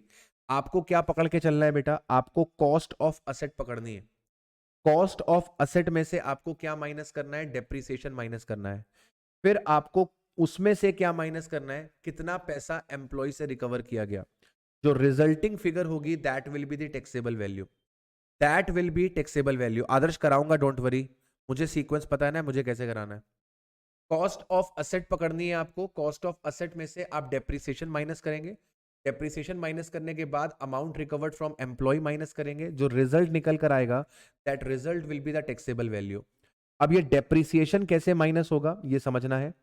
अगर आपके एम्प्लॉयर ने आपको कंप्यूटर एंड पेरिफेरल्स बेचे हैं, आपके एम्प्लॉयर ने आपको कंप्यूटर एंड पेरिफेरल्स सोल्ड करे हैं, तो डेप्रिसिएशन 50% डब्ल्यूडीवी पे लगता है। अगर आपके एम्प्लॉयर ने आपको मोटर व्हीकल बेचा है तो 20% डब्ल्यूडीवी लगता है। अगर आपके एम्प्लॉयर ने आपको अदर असेट बेची है तो उस केस में 10% एसएलएम लगता है। हमेशा ध्यान रखना, डेप्रिसिएशन कंप्लीटेड ईयर का चार्ज होता है। हमेशा याद रखना, डेप्रिसिएशन कंप्लीटेड ईयर का चार्ज होता है। दैट मींस कि अगर आपने असेट यूज करी है 11 साल 10 महीने, नहीं, आपने असेट यूज करी है 4 साल 11 महीने और 29 दिन। अगर आपने असेट यूज करी है 4 साल 11 महीने 29 दिन, तो आप डेप्रिसिएशन कितने साल का लगा रहे होंगे? आप डेप्रिसिएशन लगा रहे होंगे 4 साल का। आप डेप्रिसिएशन लगा रहे होंगे 4 साल का। 11 महीने और 29 दिन का कोई डेप्रिसिएशन नहीं लगेगा। 11 महीने और 29 दिन का कोई भी डेप्रिसिएशन नहीं लगेगा। यानी कि आप कह सकते हो कि फ्रैक्शन ऑफ द पीरियड को अपन क्या करके चलेंगे? फ्रैक्शन ऑफ द पीरियड को अपन इग्नोर करके चलेंगे। Don't do a mistake of rounding off. Don't do a mistake of rounding off. अगर आप राउंडिंग ऑफ कर रहे हो तो आप पाप कर रहे हो। राउंडिंग ऑफ कर रहे हो तो आप पाप कर रहे हो। आप इसको 5 साल नहीं मान सकते। आप इसको 5 साल नहीं मान सकते। जब तक आपके पूरे 12 महीने नहीं होंगे तब तक वो एक ईयर काउंट नहीं होगा। जब तक पूरे 12 महीने नहीं होंगे तब तक वो एक साल काउंट नहीं होगा। रेट याद रखना, 50% डब्ल्यूडीवी, 20% डब्ल्यूडीवी, 10% एसएलएम। अच्छा, अब बच्चा पता है कई बार कंफ्यूज हो जाता है। क्या कंफ्यूज हो जाता है? पीजीबीपी में मोटर व्हीकल पे डेप्रिसिएशन का रेट क्या है? 15% है। और सैलरी के अंदर जो रेट है वो क्या है? 20% है। तो इसको मिक्स मत करना, ठीक है? इसको मिक्स मत करना। सैलरी के अंदर मूवेबल असेट जब एम्प्लॉयर बेचता है एम्प्लॉय को, तो मोटर व्हीकल पे डेप्रिसिएशन 20% डब्ल्यूडीवी के हिसाब से लगता है। सेक्शन 32 में डेप्रिसिएशन 15% के हिसाब से लगता है। तो क्वेश्चन हो सकता है कंफ्यूजन डाले कि एम्प्लॉयर ने एज पर सेक्शन 32 15% का डेप्रिसिएशन लगा रखा है। तो आप ये मत समझ लेना कि भाई इनकम टैक्स के हिसाब से डेप्रिसिएशन लग रखा है तो ये ओके है। वो ओके नहीं है। आपको सेल ऑफ मूवेबल असेट का डेप्रिसिएशन लगाना है 20% डब्ल्यूडीवी। जी जी जी जी जी जी जी सार्थक। हाँ जी, बढ़ू मैं आगे, यहां से बढ़ू मैं आगे। अगला पॉइंट निकल कर आता है मेडिकल फैसिलिटी। अगला पॉइंट निकल कर आता है मेडिकल फैसिलिटी। इसमें भी हमने एक पॉइंट पढ़ा था कि सर अगर आपके एम्प्लॉयर ने आपको मेडिकल अलाउंस दिया है तो मेडिकल अलाउंस क्या होने वाला है? मेडिकल अलाउंस क्या होने वाला है? मेडिकल अलाउंस फुल्ली टैक्सेबल होने वाला है। लेकिन अगर आपको मेडिकल फैसिलिटी मिली है बेटा, आपके एम्प्लॉयर ने आपको मेडिकल फैसिलिटी दी है, तो there can be a chances कि आपको कुछ एग्जेम्पशन मिल जाए। अगर आपको मेडिकल फैसिलिटी मिली है एम्प्लॉयर के हॉस्पिटल में, आपको मेडिकल फैसिलिटी मिली है एम्प्लॉयर के हॉस्पिटल में, तो उस केस में कुछ भी टैक्सेबल नहीं होगा। फॉर एग्जाम्पल, मैं वेदांता हॉस्पिटल में काम करता हूं। I am a chartered accountant in Vedanta hospital. मेरी तबीयत थोड़ी सी नासाज हो जाती है और मुझे वेदांता हॉस्पिटल में एडमिट किया जाता है। मेरे ऊपर एम्प्लॉयर खर्च करता है 1 लाख रुपए और मुझसे एक भी रुपया नहीं लेता। मेरे ऊपर एम्प्लॉयर खर्च करता है 1 लाख रुपए और मुझसे एक भी रुपया नहीं लेता। टैक्सेबल वैल्यू क्या निकलेगी? बिल। क्योंकि सर वेदांता हॉस्पिटल मेरे एम्प्लॉयर का है। If the hospital is maintained by the employer और आप उस हॉस्पिटल में अपना ट्रीटमेंट करवाते हो, तो वो फैसिलिटी आपके लिए क्या रहेगी? एग्जेम्प्ट। अगर आपका ट्रीटमेंट एक गवर्नमेंट हॉस्पिटल में होता है और खर्चा आपका एम्प्लॉयर उठाता है, गवर्नमेंट हॉस्पिटल में आपका ट्रीटमेंट होता है और खर्चा आपका एम्प्लॉयर उठाता है, then also the facility will be exempt. अगर एम्प्लॉय को स्पेसिफाइड डिसीज है और वो स्पेसिफाइड डिसीज का इलाज सीबीडीटी द्वारा अप्रूव्ड हॉस्पिटल में करवाया जाता है, देन ऑल्सो एम्प्लॉयर ने जो पैसा एम्प्लॉय पे खर्च किया या उसके फैमिली मेंबर पे खर्च किया, वो पैसा क्या हो जाएगा? वो पैसा क्या हो जाएगा? एग्जेम्प्ट। तो अगर एम्प्लॉयर के हॉस्पिटल में ट्रीटमेंट हो रहा है, गवर्नमेंट हॉस्पिटल में ट्रीटमेंट हो रहा है, approved hospital for specified disease में ट्रीटमेंट हो रहा है, तो सर ये आपका एग्जेम्प्ट होगा। अगर आपके एम्प्लॉयर ने आपके लिए, मतलब एम्प्लॉय के लिए और एम्प्लॉय के फैमिली मेंबर के लिए हेल्थ इंश्योरेंस प्रीमियम पे किया है, then also it will be then also it will be exempt. अगर आपके एम्प्लॉयर ने एनी अदर प्रीमियम पे किया है तो वो क्या हो जाएगा, वो क्या हो जाएगा, टैक्सेबल हो जाएगा। मतलब any other facility, any other medical facility उसने आपको दी है, एनी अदर मेडिकल फैसिलिटी उसने अगर आपको दी है तो वो फैसिलिटी क्या हो जाएगी बेटा, वो फैसिलिटी राजा बेटा क्या हो जाएगी, जल्दी से बोला करो, वो फैसिलिटी क्या हो जाएगी, वो फैसिलिटी आपकी टैक्सेबल हो जाएगी, राइट। अच्छा अच्छा अच्छा अच्छा अच्छा अच्छा। अगर आप मेडिकल ट्रीटमेंट करवाते हो इंडिया के बाहर और खर्चा करता है आपका एम्प्लॉयर, अगर आप मेडिकल ट्रीटमेंट करवाते हो इंडिया के बाहर और खर्चा करता है एम्प्लॉयर, तो एम्प्लॉयर के कौन कौन से पैसे खर्च होंगे, एम्प्लॉयर के कौन कौन से पैसे खर्च होंगे, एब्रॉड में रहने का खर्चा आएगा, एब्रॉड में रहने का खर्चा आएगा। ये खर्चा एग्जेम्प्ट होगा जितना reserve bank of India permit करेगी। फॉर एग्जाम्पल एब्रॉड में रहने का खर्चा आया है 1 लाख रुपए और रिजर्व बैंक ऑफ इंडिया ने 80,000 रुपीज परमिट किया, तो 20,000 रुपीज आपका टैक्सेबल हो जाएगा। ट्रीटमेंट होता है एब्रॉड में, तो जितना आरबीआई परमिट करेगी उतना पैसा आपका एग्जेम्प्ट हो जाएगा। फॉर एग्जाम्पल आपका आपका आपका आपका आपका ट्रीटमेंट पे खर्चा आया 1,20,000 रुपए और आरबीआई कहती है कि 1,40,000 तक हो सकता है, तो इस केस में क्या होगा, आपका खर्चा आया 1,20,000 रुपए और आरबीआई परमिट करती है 1,40,000 रुपए, तो इस केस में क्या होगा, फुल्ली एग्जेम्प्ट हो जाएगा, इस केस में फुल्ली एग्जेम्प्ट हो जाएगा। आपने खर्चा किया 1,20,000 रुपए और आरबीआई ने परमिट किया 1,10,000 रुपए, तो 10,000 रुपए आपका क्या हो जाएगा, टैक्सेबल हो जाएगा। अब इसके बाद आपने ट्रेवल किया एब्रॉड, ट्रेवल किया एब्रॉड, तो अब ये जो एब्रॉड का ट्रेवल है ये टैक्सेबल होगा कि एग्जेम्प्ट होगा, ये इस बात पे डिपेंड करेगा कि तुम्हारा ग्रॉस टोटल इनकम कितना है। अगर तुम्हारा ग्रॉस टोटल इनकम 2 लाख रुपए को एक्सीड करता है तो सर ट्रैवल अब्रॉड पे जितना भी खर्चा एम्प्लॉयर ने किया है वो सारा खर्चा तुम्हारी सैलरी में ऐड कर दिया जाएगा।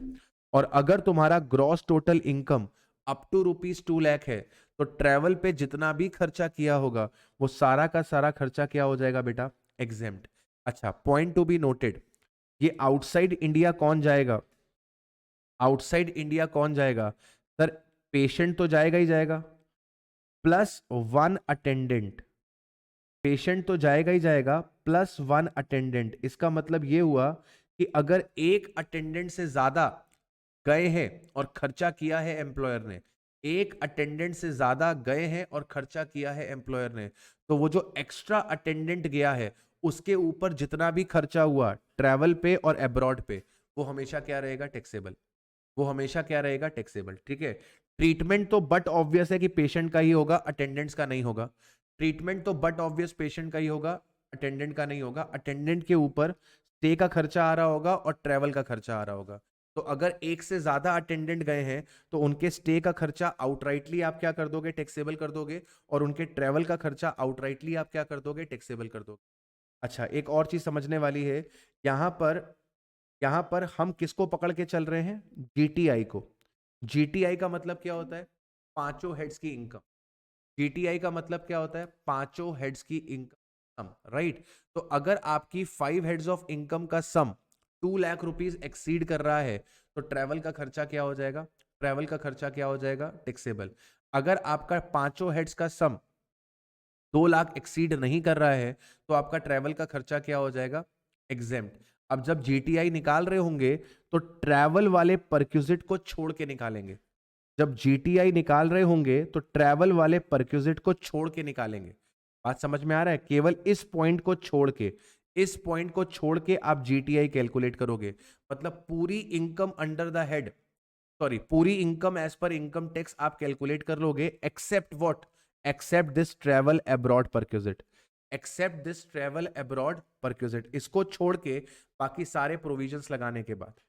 इधर तक बात क्लियर हुआ, इधर तक बात क्लियर हुआ एवरीवन, जल्दी से कंफर्म करेंगे यहां तक बात क्लियर हुई।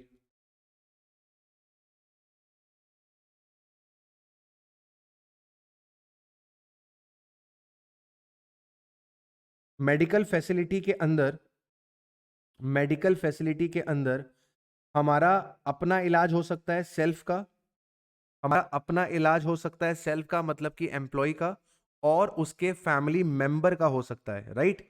अब फैमिली मेंबर में बेटा कौन कौन आएगा, फैमिली मेंबर में कौन कौन आएगा? फैमिली मींस फैमिली में कौन कौन आएगा सर? सर फैमिली में स्पाउस आएगा, बच्चे आएंगे, चिल्ड्रन डिपेंडेंट हो सकते हैं, इंडिपेंडेंट हो सकते हैं, मैरिड हो सकते हैं, अनमैरिड हो सकते हैं। Also include parents, brother, sister of the individual if they are wholly or mainly dependent upon him. Hospital includes a dispensary, a clinic or a nursing home. ठीक है, तो स्पाउस और बच्चे आएंगे, चाहे डिपेंडेंट हो, इंडिपेंडेंट हो, मैरिड हो, अनमैरिड हो। लेकिन माता पिता और भाई बहन तभी आएंगे जब वो आप पे होली और मेनली डिपेंडेंट रहेंगे, राइट। अच्छा, अगर नेफ्यू और नीज हम पे डिपेंडेंट है तो, नेफ्यू और नीज हम पे डिपेंडेंट है तो उनको लेना है। नेफ्यू और नीज अगर हम पे डिपेंडेंट है तो उनको लेना है, नहीं लेना है? दादा दादी नाना नानी, दादा दादी नाना नानी वो भी नहीं लेंगे, क्या कहते हो? दादा दादी नाना नानी, ठीक है, ठीक है। अच्छा, ब्रदर और सिस्टर के स्पाउसेस, ब्रदर और सिस्टर के स्पाउसेस, ब्रदर और सिस्टर के स्पाउसेस मतलब भाभी और जीजा जी नहीं आएंगे, ठीक है, ठीक है। स्पाउस के ब्रदर सिस्टर, स्पाउस के ब्रदर सिस्टर नहीं, वो भी नहीं आएंगे, ठीक है। मतलब सर अगर एम्प्लॉय एक्स है तो एक्स की वाइफ और उनके बच्चे, एक्स के पापा मम्मी और एक्स के भाई बहन, राइट। ओके सर, ठीक है। अभी क्वेश्चन दो जब करेंगे तो आपको बता ही देंगे।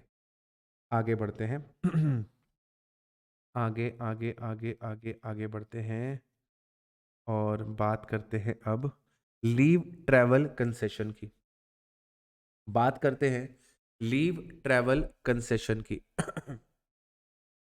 लीव ट्रैवल कंसेशन क्या होता है? लीव ट्रैवल कंसेशन क्या होता है? आपका एम्प्लॉयर आपको आपको हिंदुस्तान में घूमने के लिए भेजता है, हिंदुस्तान में घूमने के लिए भेजता है, वेकेशन पे भेजता है, और ट्रैवल का खर्चा उठाता है, ट्रैवल का खर्चा उठाता है। उसके लिए आपको क्या मिलती है? लीव ट्रैवल कंसेशन मिलती है। 4 साल के ब्लॉक में आप 2 जर्नीज की एलटीसी एग्जेम्पशन क्लेम कर सकते हो। आप 4 साल के ब्लॉक में 2 जर्नीज की एलटीसी एग्जेम्पशन क्लेम कर सकते हो। अब यहां पर सरकार क्या कहती है कि अगर आपने जर्नी एयर से परफॉर्म करी है, आपके एम्प्लॉयर ने आपको फ्लाइट की टिकट करा कर दी है, तो इस केस में हम आपको मैक्सिमम एग्जेम्पशन जो देंगे, मैक्सिमम एग्जेम्पशन जो देंगे वो इकोनॉमी फेयर की देंगे। मतलब हो सकता है कि आपके एम्प्लॉयर ने आपको बिजनेस क्लास का टिकट करा कर दिया हो, लेकिन आप एग्जेम्पशन जो क्लेम कर पाएंगे वो मैक्सिमम किसकी कर पाएंगे? इकोनॉमी फेयर की कर। अगर आपने जर्नी परफॉर्म करी है अदर देन एयर, अगर आपने जर्नी परफॉर्म करी है अदर देन एयर, तो मैक्सिमम आपको जो एग्जेम्पशन मिलेगी, मैक्सिमम जो आपको एग्जेम्पशन मिलेगी वो रेलवे के फर्स्ट क्लास एसी फेयर की मिलेगी। अब जब हम अदर देन एयर की बात कर रहे होते हैं तो हो सकता है कि हम बाय रोड गए हों, हो सकता है हम बाय ट्रेन गए हों। अगर हम बाय रोड गए हैं तो हो सकता है कि हम टैक्सी करके गए हों, हो सकता है कि हम अपनी गाड़ी पे गए हों। तो सर किसी भी केस में, किसी भी केस में, किसी भी केस में मैक्सिमम जो आपको एग्जेम्पशन मिलेगी वो किसकी मिलेगी?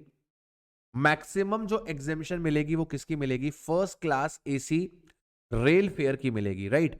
फॉर एग्जाम्पल आप अगर गोवा घूमने गए हो, फॉर एग्जाम्पल अगर आप गोवा घूमने गए हो, अब गोवा आप बस से गए हो, आप ट्रेन से गए हो, आप टैक्सी से गए हो, आप अपनी गाड़ी से गए हो, कैसे भी गए हो, मैक्सिमम जो खर्चा आपको अलाउ होगा, लेट से अगर आप दिल्ली में रहते हो, अगर आप दिल्ली में रहते हो तो दिल्ली टू गोवा, दिल्ली टू गोवा जो भी फर्स्ट क्लास रेल फेयर का भाड़ा है वो आप मैक्सिमम एग्जेम करा सकते हो। जर्नी आप टैक्सी से कर सकते हो, अपनी गाड़ी से कर सकते हो, ट्रेन से कर सकते हो, जैसा आपका मन करे, ठीक है। आप जहां गए हो वो जगह रेल से कनेक्टेड नहीं है, आप जहां गए हो वो जगह अगर रेल से कनेक्टेड नहीं है तो आपको मैक्सिमम डिडक्शन जो मिलती है वो मिलती है फर्स्ट क्लास या फिर डिलक्स क्लास, आपका जो भी रिकॉग्नाइज्ड ट्रांसपोर्टेशन सिस्टम है उसकी। फॉर एग्जांपल आप एक्स प्लेस पे गए हो, ठीक है, मैं नाम ले लेता हूं, झुमरी तलैया गए हो आप, ठीक है, आप झुमरी तलैया गए हो और झुमरी तलैया ट्रेन नहीं जाती, ठीक है, झुमरी तलैया ट्रेन नहीं जाती, लेकिन वॉल्वो बसेस जाती हैं, वॉल्वो बसेस जाती हैं। तो वॉल्वो बसेस का जो डिलक्स भाड़ा है, जो फर्स्ट क्लास भाड़ा है, मैक्सिमम आपको वो अलाउ होगा। आपने जर्नी कैसे भी परफॉर्म करी हो, बैलगाड़ी से, साइकिल से, बाइक से, कार से, टैक्सी से, बस से, किसी से भी परफॉर्म करी हो, मैक्सिमम आपको जो खर्चा अलाउ किया जाएगा वो डिलक्स क्लास का किया जाएगा, रिकॉग्नाइज्ड ट्रांसपोर्टेशन सिस्टम का। अगर रिकॉग्नाइज्ड ट्रांसपोर्टेशन सिस्टम भी एग्जिस्ट नहीं करता है, आप झुमरी तलैया गए हो, झुमरी तलैया बस भी नहीं जाती सर, बस भी नहीं जाती, राइट। तो इस केस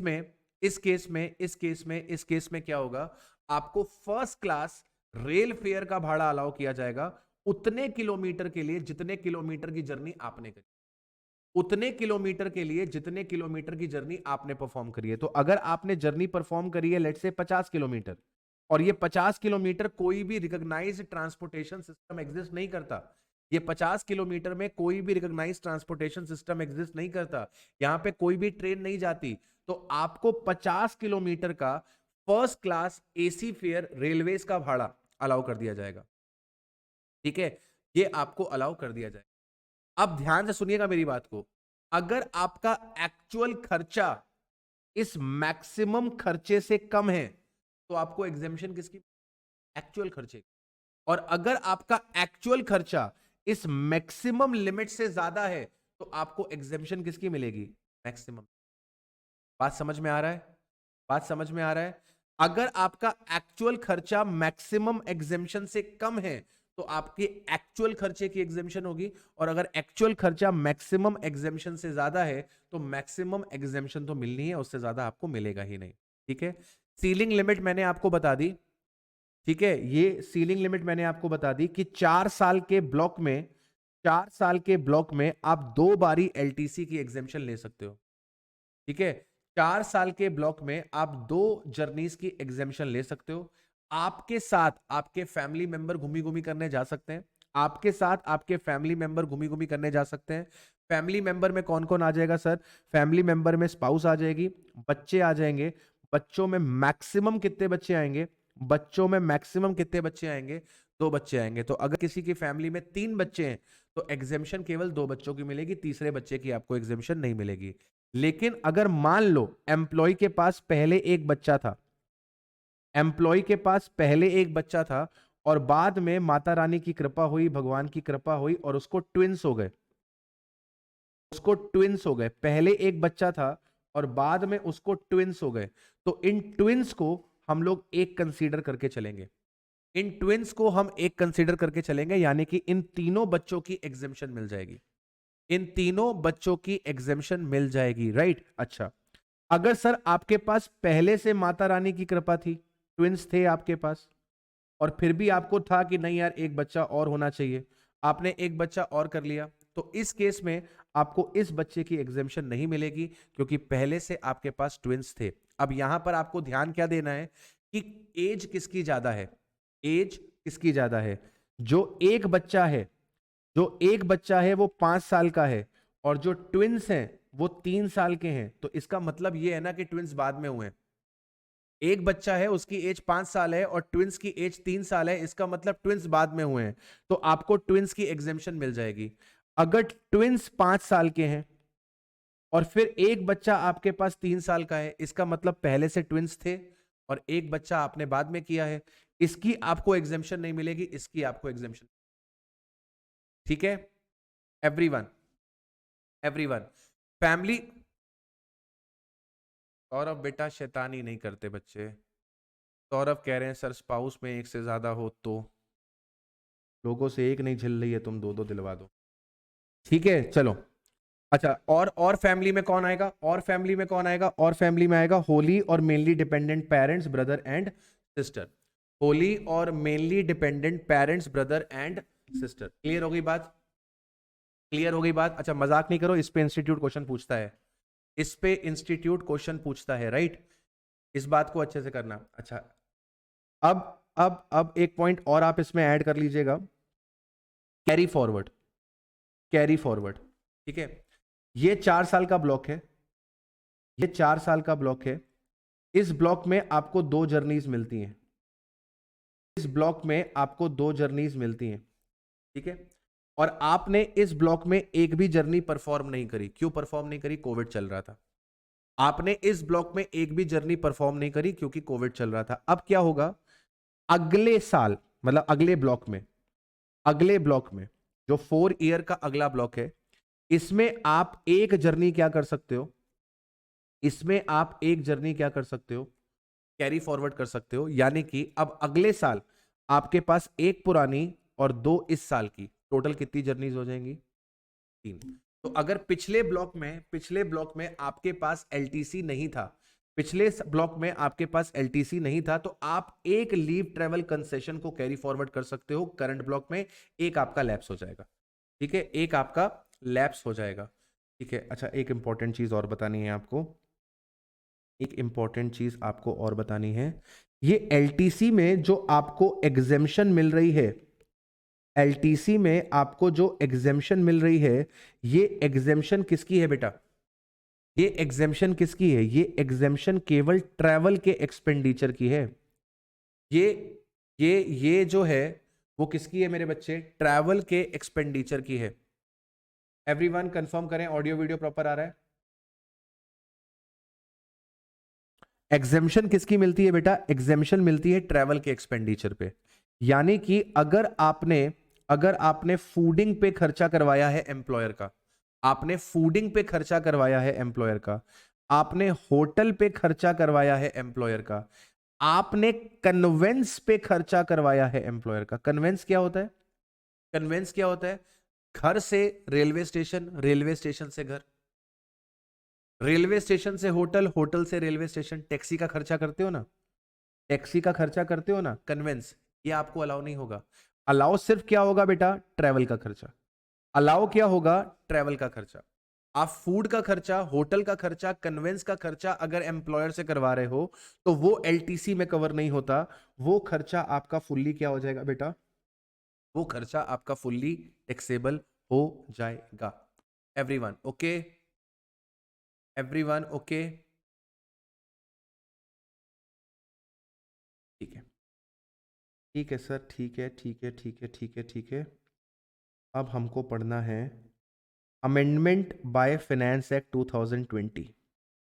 2020 ने एक अमेंडमेंट करी थी, 2020 फाइनेंस एक्ट ने एक अमेंडमेंट करी थी। थोड़ा सा वेट करते हैं, थोड़ा सा वेट करते हैं, फिर ब्रेक देखते हैं। हाँ जरा, ये amendment by finance act 2020, amendment by finance act 2020 ये क्या कहती है? फाइनेंस एक्ट 2020 की अमेंडमेंट क्या कहती है कि सर अगर अगर एम्प्लॉयर के आरपीएफ में कंट्रीब्यूशन कर रहा है, एम्प्लॉयर अगर एम्प्लॉय के आरपीएफ में कंट्रीब्यूशन कर रहा है, एम्प्लॉयर अगर एम्प्लॉय के अप्रूव्ड सुपर एनुएशन फंड में कंट्रीब्यूशन कर रहा है, एम्प्लॉयर अगर एम्प्लॉय के notified pension scheme under section 80 CCD में कंट्रीब्यूशन कर रहा है, और अगर ये कंट्रीब्यूशन अप टू ₹7,50,000 है, तब तो कोई दिक्कत नहीं है, तब तक कोई दिक्कत नहीं है। लेकिन अगर ये एक्सीड करता है, अगर ये एक्सीड करता है 7,50,000 रुपए को, एक्सीड करता है 7,50,000 रुपए को, तो सच एक्सेस को क्या मान लेंगे? सच एक्सेस को हम लोग क्या मान लेंगे? टैक्सेबल परक्यूजिट मान लेंगे। फॉर एग्जाम्पल आपके एम्प्लॉयर ने 2021-22 में, आपके एम्प्लॉयर ने 2021-22 में आरपीएफ में पैसा कंट्रीब्यूट किया, लेट सपोज 10 लाख। ज्यादा हो गया क्या? लेट सपोज 6 लाख, उसने आपके सुपर एनुएशन फंड में पैसा कंट्रीब्यूट किया लेट सपोज 1 लाख, और उसने आपके नोटिफाइड पेंशन स्कीम में पैसा कंट्रीब्यूट किया 3 लाख, तो उसने आपके इन तीनों अकाउंट्स में टोटल कितना पैसा कंट्रीब्यूट किया? 10 लाख। इस 10 लाख में से 7.5 लाख रुपए तक सरकार को कोई आपत्ति नहीं है, 7.5 लाख तक सरकार को कोई आपत्ति नहीं है। लेकिन जो 2,50,000 है, 2,50,000 है, वो क्या हो जाएंगे? वो क्या हो जाएंगे? टैक्सेबल हो जाएंगे। That 2,50,000 shell be taxable, right? यहां तक मेरी बात समझ में आई? यहां तक मेरी बात समझ में आई? ये खेला कब से शुरू हुआ है? ये खेला कब से शुरू हुआ है? ये प्रोविजन कब से आया है? ये प्रोविजन आया है विद इफेक्ट फ्रॉम 1 अप्रैल 2020।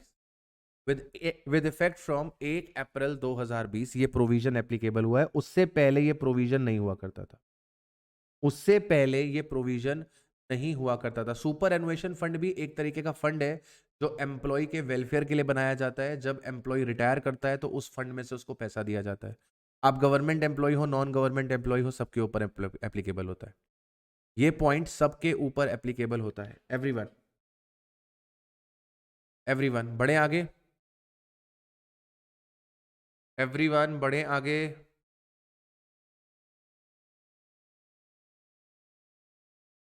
ठीक है।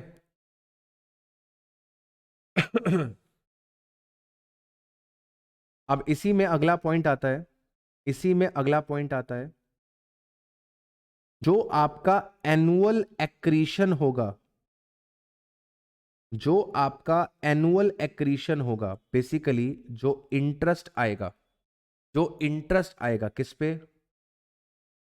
आरपीएफ पे, सुपर एनुएशन फंड पे और एनपीएस पे। जो इंटरेस्ट आएगा आरपीएफ पे, सुपर एनुएशन फंड पे, एनपीएस में, on contribution, on contribution in excess of 7,50,000, in excess of 7,50,000, वो आपका क्या होगा? वो आपका क्या होगा? टैक्सेबल होगा। भाई तुमने 10 लाख कंट्रीब्यूट करे, 10 लाख कंट्रीब्यूट करे, इस 10 लाख पे इंटरेस्ट आएगा, इस 10 लाख पे इंटरेस्ट आएगा। वो इंटरेस्ट जितना 7.5 लाख को रिप्रेजेंट कर रहा होगा वो नॉट टैक्सेबल हो जाएगा। लेकिन जो इंटरेस्ट इस 2,50,000 को रिप्रेजेंट कर रहा होगा, या फिर मैं कहूं कि जो इंटरेस्ट इस 2,50,000 पे आया होगा, वो इंटरेस्ट क्या हो जाएगा? वो इंटरेस्ट क्या हो जाएगा? टैक्सेबल हो जाएगा। यहां तक मेरी बात समझे? 7.5 लाख रुपए तक जो कंट्रीब्यूशन है उस पर कोई टैक्स नहीं, 7.5 के ऊपर का जो कंट्रीब्यूशन है वो परक्यूजेट बन जाएगा। अब आपका जो इंटरेस्ट आया है, जो इंटरेस्ट आया है 7.5 लाख के ऊपर वाले कंट्रीब्यूशन पे, जो इंटरेस्ट आया है 7.5 लाख के ऊपर वाले कंट्रीब्यूशन पे, वो इंटरेस्ट भी टैक्सेबल हो जाएगा। और इसके लिए सरकार ने हमें बाकायदा क्या दिया है? एक फॉर्मूला दिया है। इसके लिए सरकार ने हमें बाकायदा क्या दिया है? एक फॉर्मूला दिया है। इस फॉर्मूले को अच्छे से आपको दिमाग में छापना है। इस फॉर्मूले को आपको अच्छे से अपने दिमाग में छापना है कि ये जो इंटरेस्ट टैक्सेबल होगा वो इंटरेस्ट कैसे टैक्सेबल होगा। जो इंटरेस्ट टैक्सेबल होगा वो कैसे टैक्सेबल होगा? तो टैक्सेबल परक्यूजिट, टीपी क्या है? Taxable perquisite. Taxable perquisite is equals to PC divide by 2, is equals to PC divide by 2 into R. PC divide by 2 into R. पहले इसको समझो क्या है। TP is equals to, TP is equals to PC divide by 2 into R plus PC1 TP1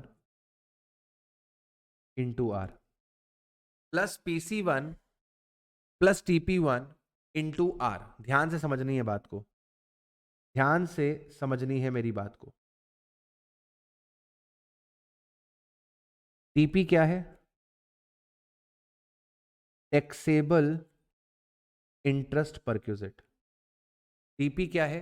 taxable interest perquisite. PC क्या है? PC है current year का contribution by employer in excess of 7,50,000। Current year का contribution by employer in excess of 7,50,000। ठीक है। PC bye 2 क्या represent कर रहा है? पीसी बाय 2 क्या रिप्रेजेंट कर रहा है? Average contribution by employer for current year in excess of 7,50,000। 7,50,000। Sir ये आप क्या कर रहे हो हमें नहीं समझ में आ रहा है। क्यों कर रहे हो हमें ये समझ में नहीं आ रहा है। देखो, ये आपका 21-22 है, ये आपका 21-22 है। हर महीने एम्प्लॉयर कुछ ना कुछ पैसा आरपीएफ में, एसपीएफ में, एनपीएस में डालता है। हर महीने एम्प्लॉयर आरपीएफ में, एसपीएस में कुछ ना कुछ पैसा डालता है। लेट सपोज उसने यहां पे 1,00,000 रुपए डाले, यहां पे 1,00,000 डाले, यहां पे 1,00,000 डाले, यहां पे 1,00,000 डाले, यहां पे 1,00,000, यहां पे 1,00,000, यहां पे 1,00,000 एंड सो ऑन। ये पैसा जो अप्रैल में डिपॉजिट हुआ, इस पे इंटरेस्ट 11 महीने का आएगा। ये पैसा जो मई में जमा हुआ, इस पे इंटरेस्ट 10 महीने का आएगा। ये पैसा जो आपका जून में जमा हुआ, इस पे इंटरेस्ट 9 महीने का आएगा, इस पे 8 महीने का एंड सो ऑन। सरकार कह रही है कि हम मंथली कैलकुलेशन नहीं कर पाएंगे इंटरेस्ट की। सरकार कह रही है हम मंथली कैलकुलेशन नहीं कर पाएंगे इंस्टॉलमेंट की। तुमने साल भर में जो भी कंट्रीब्यूशन किया है इन एक्सेस ऑफ 750 वो बता दो, और उसका क्या कर दो? एवरेज। उसका क्या कर दो? एवरेज। मतलब अगर तुमने साल भर में 10 लाख रुपए जमा किए हैं, तो 10 लाख में से 7.5 लाख हटा दो, तुमने 2.5 लाख एक्सेस कंट्रीब्यूशन किया है। ये 2.5 लाख एक्सेस कंट्रीब्यूशन कब हुआ है? कैसे पता लगेगा? यहां पे हुआ है कि यहां पे हुआ है कि यहां पे हुआ है कि यहां पे हुआ है? कैसे पता लगेगा? नहीं पता लगेगा। सरकार कह रही है कुछ मत करो, तुम इसका एवरेज कर दो। तुम इसका एवरेज कर दो, मतलब कि 1.25 लाख। ये बात क्लियर हुई? यहां तक बात क्लियर हुई? पीसी क्या है? पीसी डिवाइड बाय 2 क्या है? यहां तक मेरी बात क्लियर हुई सबको? What is PC and what is PC divide by 2? What is PC and what is PC divide by 2? ये बात क्लियर हुआ सबको? ठीक है। आगे वो आपसे क्या कह रहा है? आर। आर क्या है? आर है आपका इंटरेस्ट पर, आर है आपका interest divide by average fund balance. Interest divide by average fund balance. Interest divide by average fund balance. Average fund balance से हमारा क्या मतलब है? एवरेज फंड बैलेंस से हमारा क्या मतलब है? Opening balance plus closing balance divide by 2। Interest divided by average fund balance किसको रिप्रेजेंट करेगा? आर को। आप ये बोल सकते हो दिस इज इंटरेस्ट पर रुपी। दिट इज इंटरेस्ट पर रुपी। समझने के लिए क्या बोल सकते हो इसको आप? इसको समझने के लिए आप बोल सकते हो कि 1 रुपए पे कितना इंटरेस्ट आया। 1 रुपए पे कितना इंटरेस्ट आया? तो हमने क्या किया? इंटरेस्ट को एवरेज फंड बैलेंस से डिवाइड कर दिया। इंटरेस्ट को एवरेज फंड बैलेंस से डिवाइड कर दिया। हमारे पास क्या निकल कर आ गया कि 1 रुपए पे कितना इंटरेस्ट आया है। 1 रुपए पे कितना इंटरेस्ट आया है। इसके बाद फॉर्मूले में आगे अगर आप PC1 और TP1 देखें, तो PC1 और TP1 क्या है? PC1 आपका एम्प्लॉयर का कंट्रीब्यूशन है इन excess of 7,50,000 for the year 2020-21। 2020-21 पिछले साल 10 लाख के ऊपर का जो कंट्रीब्यूशन था। और TP1 क्या है आपका? Interest on employer contribution in excess of 7,50,000 for the year 2020-21। 2020-21 PC1 पिछले साल का 7.5 लाख के ऊपर का कंट्रीब्यूशन, TP1 पिछले साल का 7.5 लाख के ऊपर वाले कंट्रीब्यूशन का इंटरेस्ट। फिर से मैं शुरू कर रहा हूं आपके लिए, ध्यान से समझेंगे। टीपी, टीपी क्या है? टीपी है करंट ईयर का टैक्सेबल इंटरेस्ट परक्यूजिट। टीपी क्या है? करंट ईयर का टैक्सेबल इंटरेस्ट परक्यूजिट। ये कैसे निकलेगा TP? PC divided by 2 multiplied by R. PC divide by 2 multiplied by R किसको रिप्रेजेंट कर रहा है? इस साल average excess contribution beyond 7,50,000। R किसको रिप्रेजेंट कर रहा है? 1 रुपए पे कितना इंटरेस्ट आया है। आर कैसे निकलेगा? इंटरेस्ट को फंड के एवरेज बैलेंस से डिवाइड करा देंगे। फंड का एवरेज बैलेंस कैसा निकलेगा? साल के शुरू में जो फंड का बैलेंस है प्लस साल के आखिरी में जो फंड का बैलेंस है डिवाइड बाय 2। इसमें अपन प्लस कर देंगे PC1, TP1 और उसका मल्टीप्लाई आर से करा देंगे। ये किसको रिप्रेजेंट कर रहा है?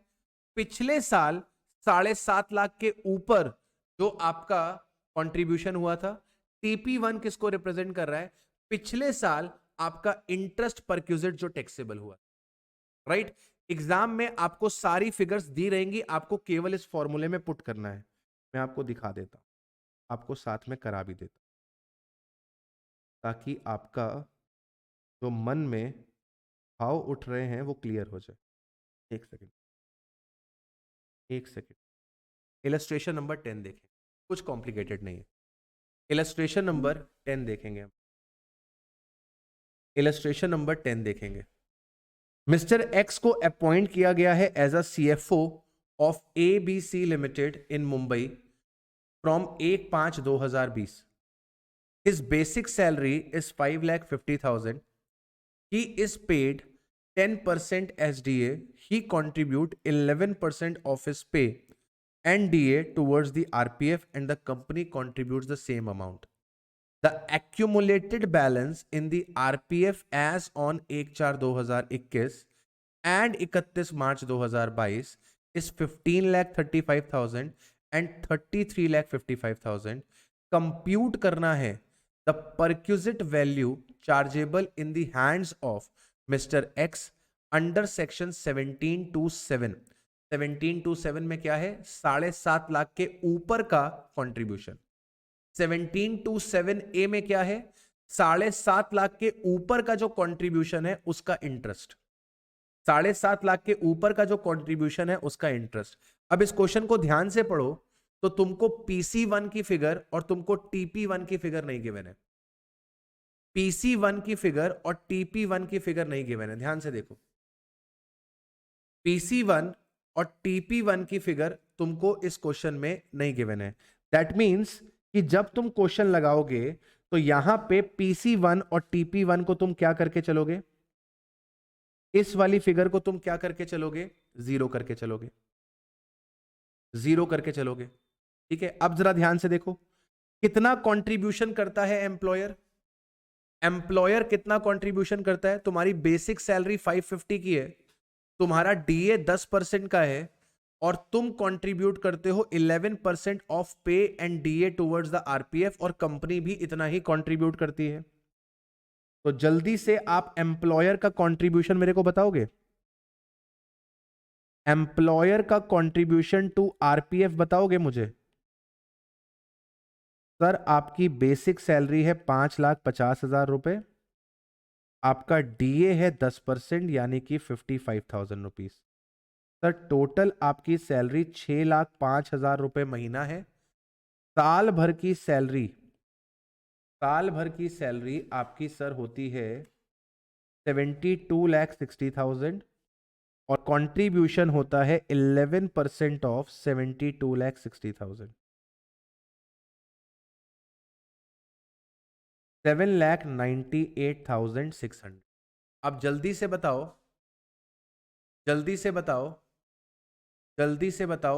बताओ, एक्सेस कंट्रीब्यूशन कितना है? एक्सेस कंट्रीब्यूशन कितना है? 48,600। ये एक्सेस कंट्रीब्यूशन किसको बोलते हो आप? ये एक्सेस कंट्रीब्यूशन किसको बोलते हो आप? पीसी को। पीसी का आपको क्या करना है? पीसी का आपको क्या करना है? एवरेज। पीसी का आपको क्या करना है? एवरेज। तो 48,600 का आपने कर दिया एवरेज। अब इसका मल्टीप्लाई किससे कराना है? इसका मल्टीप्लाई किससे कराना है? आर से। आर किसका मतलब क्या था? आर का मतलब क्या था? इंटरेस्ट पर रुपी। आर का मतलब क्या था? इंटरेस्ट पर रुपी। इंटरेस्ट पर रुपी कैसे निकलता है? इंटरेस्ट पर रुपी कैसे निकलता है? सर, जो इंटरेस्ट आया है उसको फंड के एवरेज बैलेंस से डिवाइड कर दो। जरा क्वेश्चन देख के बताओ इंटरेस्ट कितना आया है। जरा क्वेश्चन देख के बताओ कि इंटरेस्ट हमारे पास कितना आया है। फंड का एवरेज बैलेंस तो निकल आएगा। फंड का एवरेज बैलेंस तो निकल आएगा। फंड का एवरेज बैलेंस 15,35,000 और 33,55।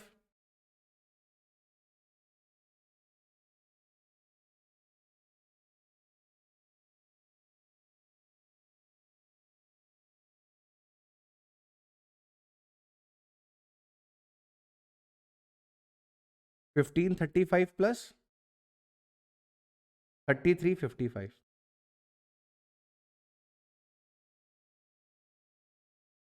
Divided by 2। 1535 33,55 divide by 2। 24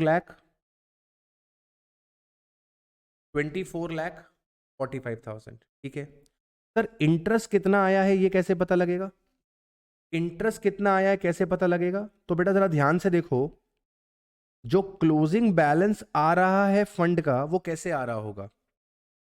जो भी तुम्हारा ओपनिंग बैलेंस है इसमें तुमने कुछ पैसा कंट्रीब्यूट किया होगा, प्लस इस पे कुछ ना कुछ इंटरेस्ट आएगा। इस पे तुमने ओपनिंग बैलेंस जो भी रहा होगा उसमें जो पैसा कंट्रीब्यूट किया होगा प्लस उस पे इंटरेस्ट आया होगा। अब मैं एक सवाल आपसे पूछ रहा हूं, इसमें कंट्रीब्यूशन क्या सिर्फ एम्प्लॉयर करता है? इसमें कंट्रीब्यूशन क्या सिर्फ एम्प्लॉयर करता है? एम्प्लॉयर और एम्प्लॉय दोनों करते हैं।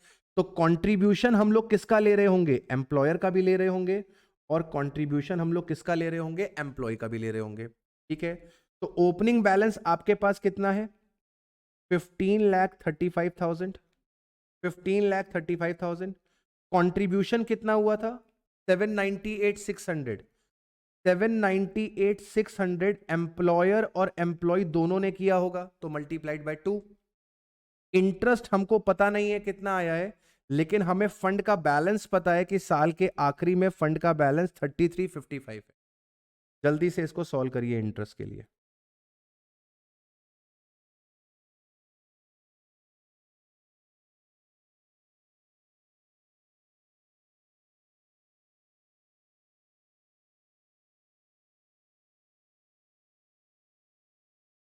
$33,55,000 माइनस 31,32,200।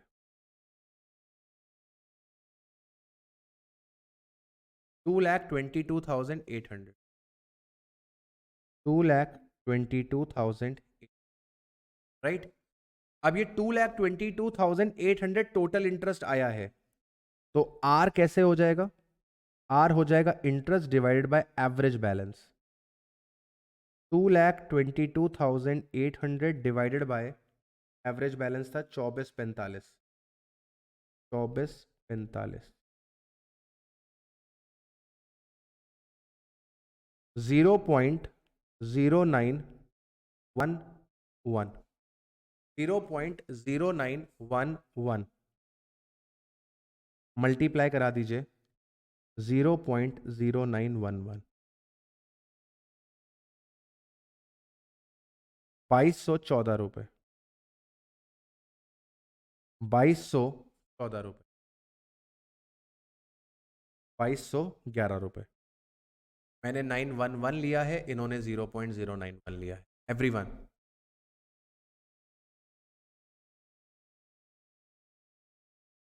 जी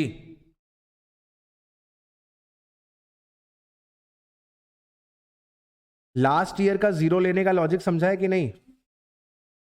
लास्ट ईयर का जीरो लेने का लॉजिक समझा है कि नहीं?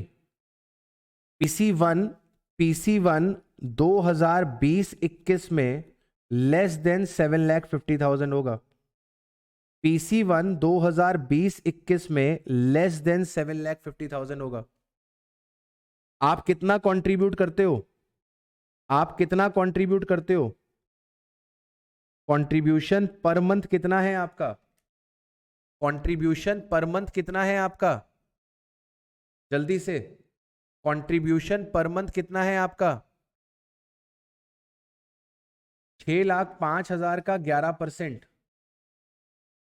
6,05,000 का 11%।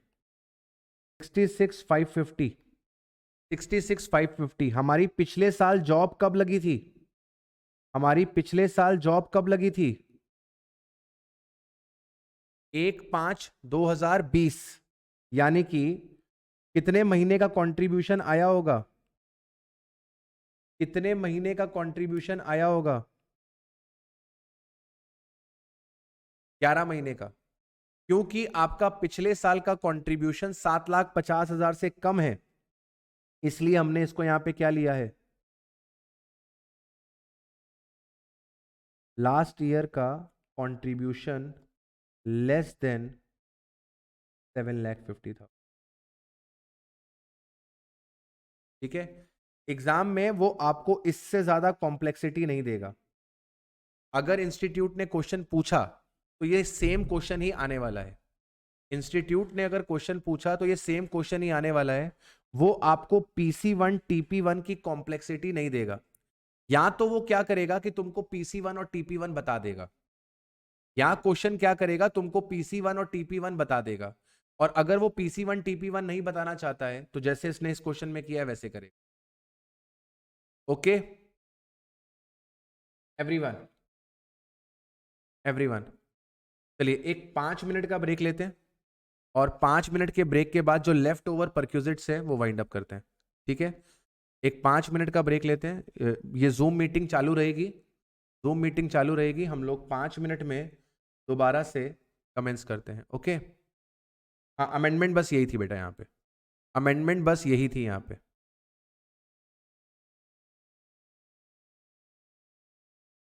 हाँ जी, कंफर्म कर दीजिए व्हाइट बोर्ड विजिबल हो गया सबको। सौरभ बस थोड़ा सा बाकी है। चलिए अब हम लोग बात करेंगे उन परक्यूजिट्स की जो केवल और केवल स्पेसिफाइड एम्प्लॉयज के हाथ में टैक्सेबल है। अब बात करेंगे उन परक्यूजिट्स की जो केवल और केवल स्पेसिफाइड परक्यूजिट्स के स्पेसिफाइड एम्प्लॉयज के हाथ में टैक्सेबल है। नाउ द क्वेश्चन अराइजेस कि स्पेसिफाइड एम्प्लॉयज कौन होते हैं? Anyone who can tell me? Sir specified employees कौन होते हैं? स्पेसिफाइड एम्प्लॉयज वो हैं जो डायरेक्टर है कंपनी में, जो कंपनी में डायरेक्टर है, या फिर कोई ऐसा एम्प्लॉय है, कोई ऐसा एम्प्लॉय है जिसका कंसर्न में क्या है बेटा? जिसका सब्सटेंशियल इंटरेस्ट है। ऐसा एम्प्लॉय जिसका सब्सटेंशियल इंटरेस्ट है। सब्सटेंशियल इंटरेस्ट कब आता है सर? जब आपके पास वोटिंग पावर होती है 20% से ज्यादा, या फिर जब आपके पास प्रॉफिट शेयर होता है 20% से, राइट? इसके बाद तीसरा वो एम्प्लॉय आता है सर जिसकी मॉनेटरी सैलरी, जिसकी मॉनेटरी सैलरी एक्सीड करती है बेटा जी किसको? जिसकी मॉनेटरी सैलरी बेटा जी एक्सीड करती है किसको सर? जिसकी मॉनेटरी सैलरी एक्सीड कर रही होती है 50,000 को, जिसकी मॉनेटरी सैलरी एक्सीड कर रही होती है 50,000 को, उसको हम लोग क्या बोलते हैं? स्पेसिफाइड एम्प्लॉयज बोलते हैं। तो ऐसे कौन से परक्यूजिट्स हैं जो स्पेसिफाइड एम्प्लॉयज के हाथ में टैक्सेबल होते हैं? इसमें सबसे पहला निकल कर आता है कि अगर आपको गार्डनर, वॉचमैन, स्वीपर या फिर किसी भी सर्वेंट की फैसिलिटी दी गई है, गार्डनर, वॉचमैन, स्वीपर या फिर किसी भी सर्वेंट की फैसिलिटी दी गई है, जितना पैसा जितना पैसा एम्प्लॉयर ने खर्च किया है लेस जितना पैसा एम्प्लॉय से रिकवर कर लिया है, जितना पैसा एम्प्लॉयर ने खर्च किया है लेस जितना पैसा एम्प्लॉय से रिकवर कर लिया है। अब यहां पर एक बात इंपॉर्टेंट है, समझ के रखना। अगर सर्वेंट को अपॉइंट किसने किया है, अगर सर्वेंट को अपॉइंट किया है एम्प्लॉयर ने, और एम्प्लॉयर सर्वेंट की सैलरी पे कर रहा है, एम्प्लॉयर सर्वेंट की सैलरी पे कर रहा है, तो इस केस में ये किसके हाथ में टैक्सेबल होगा? केवल स्पेसिफाइड एम्प्लॉयज के हाथ। लेकिन अगर सर्वेंट को एम्प्लॉय ने हायर किया है, सैलरी एम्प्लॉय पे कर रहा है, सर्वेंट की सैलरी एम्प्लॉय पे कर रहा है, बाद में एम्प्लॉयर से रीइंबर्समेंट ले रहा है, तो ये किसके हाथ में टैक्सेबल होगा? सब एम्प्लॉयज के हाथ। मतलब क्या है? मतलब है कि सर अगर सर्वेंट को अपॉइंट एम्प्लॉयर ने किया है, तो सर्वेंट को सैलरी देने की रिस्पॉन्सिबिलिटी भी एम्प्लॉयर की है। तो ऐसे केस में ये केवल और केवल स्पेसिफाइड एम्प्लॉय के हाथ में टैक्सेबल होगा। लेकिन अगर सर्वेंट को अपॉइंट एम्प्लॉय ने किया है, तो सर्वेंट को सैलरी देने की रिस्पॉन्सिबिलिटी भी एम्प्लॉय की है, और अगर एम्प्लॉय की रिस्पॉन्सिबिलिटी एम्प्लॉयर बियर करता है, तो उस केस में ये हमेशा सब एम्प्लॉयज के हाथ में टैक्सेबल होता है। इसी तरीके से अगर आपको गैस, इलेक्ट्रिसिटी या फिर वाटर की फैसिलिटी मिल रही है, और वो गैस, इलेक्ट्रिसिटी और वाटर फैसिलिटी एम्प्लॉयर आपको अपने सोर्स से दे रहा है, क्योंकि एम्प्लॉयर का अपना बिजनेस है। हो सकता है आपका एम्प्लॉयर जो है वो गैस सप्लाई करता हो, आप इंडेन कंपनी में जॉब करते हैं, हो सकता है आप एचपी कंपनी में जॉब करते हो, राइट? तो अगर आपका एम्प्लॉयर आपको गैस, इलेक्ट्रिसिटी या फिर वाटर की फैसिलिटी प्रोवाइड कर रहा है अपने बिजनेस में से, अपने सोर्स में से, तो उस केस में अपन क्या पकड़ के चलते हैं? उस केस में अपन क्या पकड़ के चलते हैं? मैन्युफैक्चरिंग कॉस्ट को पकड़ के चलते हैं। आपके लिए जो टैक्सेबल वैल्यू ऑफ परक्यूजिट होगा वो क्या होगा? मैन्युफैक्चरिंग कॉस्ट होगा। अगर ये थर्ड पार्टी से सोर्स करा जाता है, अगर ये थर्ड पार्टी से सोर्स किया जाता है, तो थर्ड पार्टी को जितना पैसा एम्प्लॉयर पे कर रहा है उसे ले लिया जाएगा। फॉर एग्जाम्पल, आप रिलायंस पावर में काम करते हो, आपका एम्प्लॉयर आपको इलेक्ट्रिसिटी प्रोवाइड करता है अपने सोर्सेस से। रिलायंस पावर अपने यहां मैन्युफैक्चर्ड पावर आपके घर पे एज अ इलेक्ट्रिसिटी पहुंचाता है, तो इस केस में रिलायंस पावर का जो भी मैन्युफैक्चरिंग का खर्चा है वो आपके हाथ में टैक्सेबल परक्यूजिट। अब लेट सपोज आप इंफोसिस में काम करते हैं और इंफोसिस कंपनी आपके घर का इलेक्ट्रिसिटी बिल पे करती है, तो इस केस में इंफोसिस थर्ड पार्टी को जो इलेक्ट्रिसिटी बिल का पेमेंट कर रही है वो आपके हाथ में क्या हो जाएगा? टैक्सेबल हो जाएगा। अगर एम्प्लॉयर ने आपसे कोई पैसा रिकवर किया है, एम्प्लॉयर ने आपसे कोई पैसा रिकवर किया है, तो उस पैसे को आपके परक्यूजिट वैल्यू में से माइनस कर दिया जाएगा। अगर आप अगर आप एक ट्रांसपोर्ट इंडस्ट्री में काम करते हैं, अगर आप एक ट्रांसपोर्ट इंडस्ट्री में काम करते हैं और आपके एम्प्लॉयर ने आपको ट्रांसपोर्टेशन फैसिलिटी प्रोवाइड करी है, तो इस केस में आपका एम्प्लॉयर नॉर्मल अपने कस्टमर से जो पैसा चार्ज करता है, that amount will be the taxable value of perquisite. इसमें से माइनस कर दिया जाएगा अगर आपसे कोई पैसा रिकवर किया जाता है। फॉर एग्जाम्पल आप लेट से आप एयर इंडिया में जॉब करते हैं, आप एयर इंडिया में जॉब करते हैं, आपका एम्प्लॉयर एयर इंडिया है, आपको दिल्ली से बैंगलोर भेजा जा रहा है, या आप दिल्ली से बैंगलोर ट्रेवल कर रहे हैं एयर इंडिया में, और आपसे टिकट का कॉस्ट नहीं लिया गया, आपसे कोई भी टिकट का कॉस्ट नहीं लिया गया। क्यों? क्योंकि आप एयर इंडिया के एम्प्लॉय हैं, राइट? आपसे कोई भी टिकट का कॉस्ट नहीं लिया गया। तो इस केस में क्या होगा? इस केस में जो भी दिल्ली से बैंगलोर की टिकट का प्राइस है, लेट सपोज 4,000 रुपए, जो भी दिल्ली से बैंगलोर टिकट का प्राइस है, वो आपके लिए क्या बन जाएगा? Taxable value of perquisite.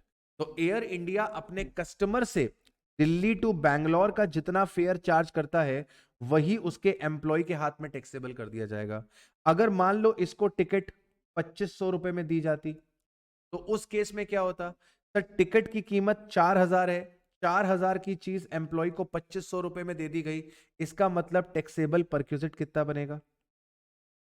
इसका मतलब टैक्सेबल परक्यूजिट कितने रुपए बनेंगे? 1500 रुपीज बनेंगे, राइट? अगर आपके एम्प्लॉयर ने आपको स्वेट इक्विटी शेयर दिया है या फिर ईसॉप दिया है, बेसिकली एम्प्लॉयर ने एम्प्लॉय को इक्विटी शेयर दिए हैं, तो परक्यूजिट वैल्यू क्या बनेगी? सर जिस दिन आपको शेयर दिए गए हैं उस दिन शेयर की जो एफएमवी है वो पकड़ी जाएगी, और उसमें से जितना पैसा हमने एम्प्लॉय से रिकवर किया है उसे माइनस कर दिया जाएगा। टैक्सेबिलिटी उस ईयर में आएगी जिस ईयर में आपको शेयर्स क्या करे गए हैं, अलॉट करे गए हैं। अगर आपके एम्प्लॉयर ने पेमेंट करा है इंश्योरेंस प्रीमियम का, उस केस में क्या होगा सर, जो भी प्रीमियम एम्प्लॉयर ने पे करा है वो टैक्सेबल होगा। लेकिन अगर वो प्रीमियम पर्सनल एक्सीडेंट पॉलिसी का है, स्टाफ ग्रुप इंश्योरेंस स्कीम का है, तो उस केस में वो एग्जेम्प्ट होगा। यानी कि अगर आपके एम्प्लॉयर ने हेल्थ इंश्योरेंस प्रीमियम लिया है, अगर आपके एम्प्लॉयर ने हेल्थ इंश्योरेंस प्रीमियम लिया है, पर्सनल एक्सीडेंट पॉलिसी ली है, स्टाफ ग्रुप इंश्योरेंस स्कीम ली है, तो ये एग्जेम्प्ट होंगी। इनके अलावा और कोई इंश्योरेंस फैसिलिटी, इनके अलावा और कोई इंश्योरेंस फैसिलिटी अगर आपके एम्प्लॉयर ने आपको दी है, तो वो फैसिलिटी क्या हो जाएगी मेरे बेटा, टैक्सेबल हो जाएगी। Is helper and servant same, कह सकते हो। हेल्पर बेसिकली सेक्रेटरी टाइप हो गया, ऑफिशियल वर्क में हेल्प करता है वो। सर्वेंट आपको हाउस होल्ड में हेल्प करता है। नहीं, ये ऑल एम्प्लॉयज के लिए बता रहा हूं ये मैं आपको ऑल एम्प्लॉयज के लिए बता रहा हूं। This is not for specified employee, this is for all employees. ठीक है, अच्छा। इसके बाद अगला पॉइंट निकल कर आता है एजुकेशन फैसिलिटी। अगला पॉइंट निकल कर आता है एजुकेशन फैसिलिटी, इंपॉर्टेंट। अगर एजुकेशन फैसिलिटी एम्प्लॉय को दी जा रही है, एम्प्लॉय की ट्रेनिंग हो रही है, एजुकेशन फैसिलिटी अगर एम्प्लॉय को दी जा रही है तो कुछ भी टैक्सेबल नहीं होगा। एजुकेशन फैसिलिटी अगर फैमिली मेंबर को दी जा रही है तो फुल्ली टैक्सेबल होगी। अगर एजुकेशन फैसिलिटी चिल्ड्रन के एम्प्लॉय के चिल्ड्रंस को दी जा रही है, अगर एजुकेशन फैसिलिटी एम्प्लॉयज के चिल्ड्रन को दी जा रही है, तो उस केस में उस एजुकेशन का जो भी कॉस्ट है सेम लोकेलिटी में, उसमें से 1,000 रुपए पर मंथ पर चाइल्ड एग्जेम्प्ट हो जाएंगे। और यहां पे चाइल्ड पे कोई लिमिट नहीं है, एक बच्चा, दो बच्चा, तीन बच्चे, चार बच्चे, कितने भी हो सकते हैं। ठीक है, दो लिमिट की कोई रिस्ट्रिक्शन नहीं है। अगर एम्प्लॉय के बच्चे को स्कॉलरशिप मिला है एम्प्लॉयर से, एम्प्लॉय के बच्चे को अगर स्कॉलरशिप मिला है एम्प्लॉयर से, तो वो एम्प्लॉयर से मिला हुआ स्कॉलरशिप परक्यूजिट नहीं होगा। एम्प्लॉयर से मिला हुआ स्कॉलरशिप परक्यूजिट नहीं होगा। अगर एम्प्लॉय को ट्रेनिंग दी जा रही है, एम्प्लॉय को एजुकेशन फैसिलिटी दी जा रही है, टैक्सेबल नहीं होगी। फैमिली मेंबर को एजुकेशन फैसिलिटी दी जा रही है, फुल्ली टैक्सेबल होगी। अगर एम्प्लॉय के बच्चों को एजुकेशन फैसिलिटी दी जा रही है, तो इस केस में जो भी एजुकेशन की कॉस्ट है इन द सेम लोकेलिटी वो पकड़ी जाएगी, और उसमें से 1,000 रुपए पर मंथ पर चाइल्ड आपको एग्जेम्प्ट करवा दिया जाएगा। आपका 1,000 रुपए पर मंथ पर child any number of child तक एग्जेम्प्ट हो सकता है, कोई भी रिस्ट्रिक्शन नहीं है नंबर ऑफ एम्प्लॉयज के case, sorry number of child के केस में। बस ये लास्ट पॉइंट है बेटा, दैट इज फिर फाइनल कर देंगे। बस ये लास्ट पॉइंट है, इसके बाद ओवर ही है बस। Valuation of motor car facility, valuation of motor car facility. अगर आपके पास एम्प्लॉयर ने मोटर कार फैसिलिटी आपको दिया है तो क्या होगा, आपके एम्प्लॉयर ने आपको अगर मोटर कार फैसिलिटी दिया है तो क्या होगा। सबसे पहले आपको यह देखना है कि कार किसकी है।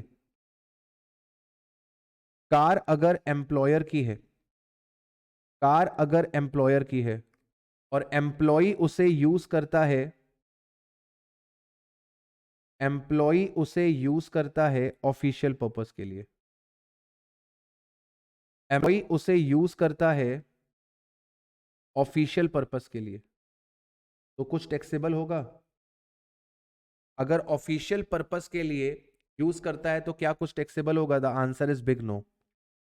अगर वो उसे पर्सनल पर्पस के लिए यूज करता है, अगर वो उसे पर्सनल पर्पस के लिए यूज करता है तो क्या होगा, ध्यान से देखना है। जितना भी पैसा एम्प्लॉयर ने खर्च किया है, जितना भी पैसा एम्प्लॉयर ने खर्च किया है, उसमें हम लोग ऐड कर देंगे 10% per annum of cost of car, उसमें ऐड कर देंगे 10% per annum of cost of car, और उसमें से माइनस कर देंगे अमाउंट रिकवर्ड फ्रॉम एम्प्लॉय। जितना पैसा एम्प्लॉय से रिकवर किया है वो माइनस कर, ठीक है। अब जब अमाउंट स्पेंट बाय एम्प्लॉयर होगा तो यहां पे अमाउंट स्पेंट पे मेरा क्या मतलब है, अमाउंट स्पेंड पे मेरा क्या मतलब है, उसके रनिंग, उसके रिपेयर एंड मेंटेनेंस पे और ड्राइवर की सैलरी पे, ठीक है, उसके रनिंग, रिपेयर एंड मेंटेनेंस पे और ड्राइवर की सैलरी पे, ठीक है।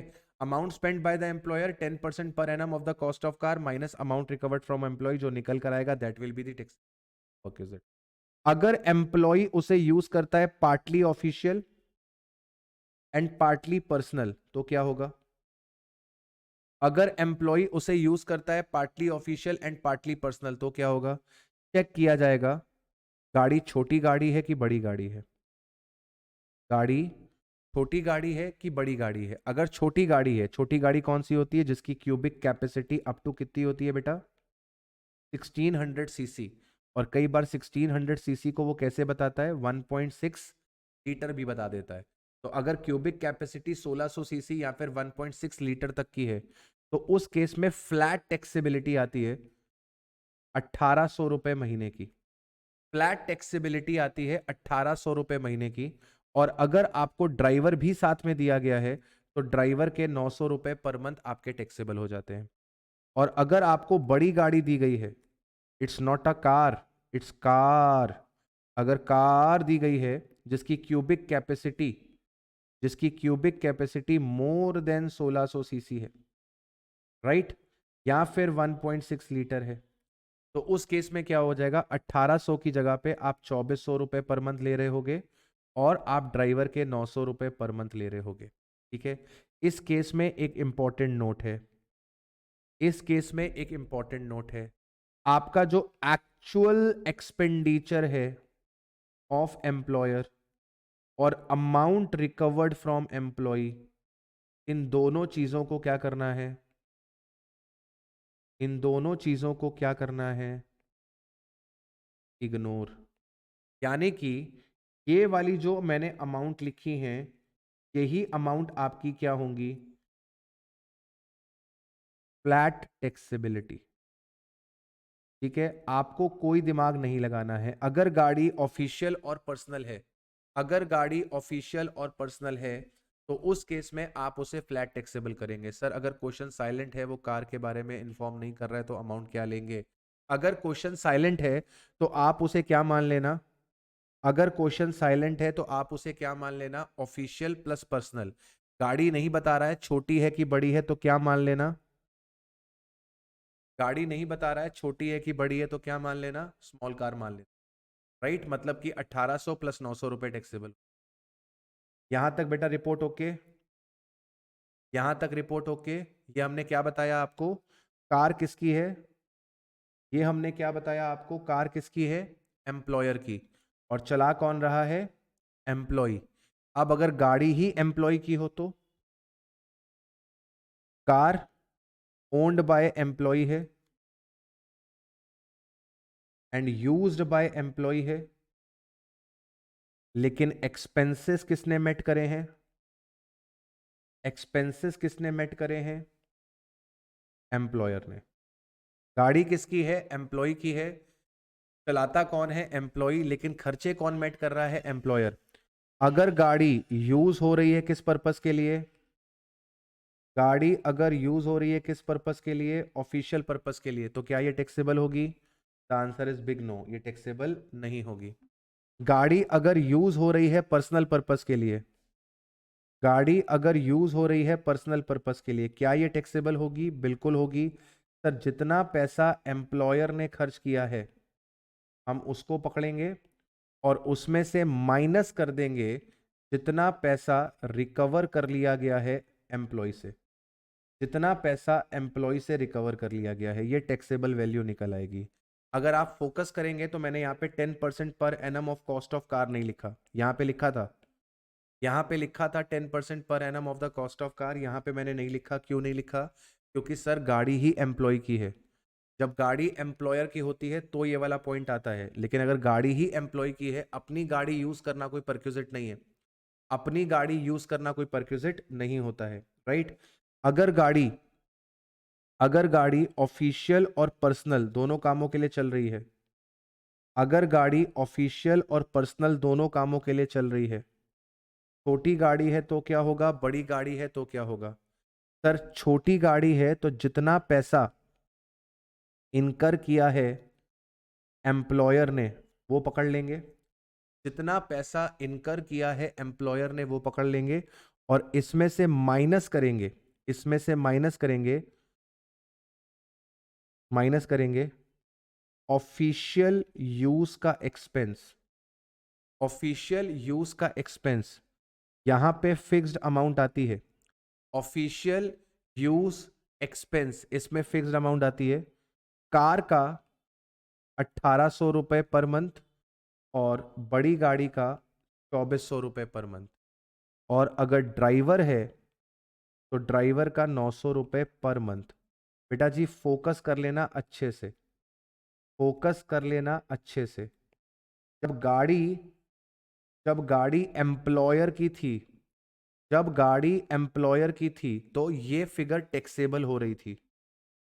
जब गाड़ी एम्प्लॉयर की थी तो ये फिगर टैक्सेबल हो रही थी, लेकिन जब गाड़ी एम्प्लॉय की है तो ये फिगर आपकी माइनस हो रही है। और ये फिक्स्ड अमाउंट हमेशा आपकी क्या होगी? ये फिक्स्ड अमाउंट हमेशा आपकी क्या होगी? माइनस होगी, राइट? क्या 1800 और 2400 रुपए से ज्यादा का फिगर माइनस हो सकता है? क्या 1800 और 2400 का फिगर से ज्यादा फिगर माइनस हो सकता है? आपका हायर अमाउंट अलाउ होगा, आपको हायर अमाउंट अलाउ होगा अगर एम्प्लॉयर ने मेंटेन कर रखी है लॉग बुक। लॉग बुक समझते हो?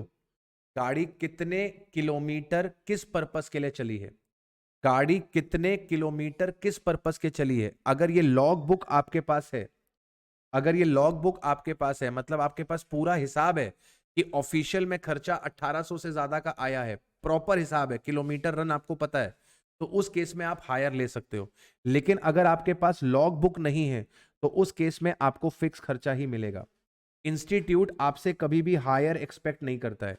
इंस्टीट्यूट जब भी क्वेश्चन देगा वहां पर यही ट्रीटमेंट हो रहा होगा। ठीक है, ये मैंने सिर्फ आपको नॉलेज के लिए बता दिया।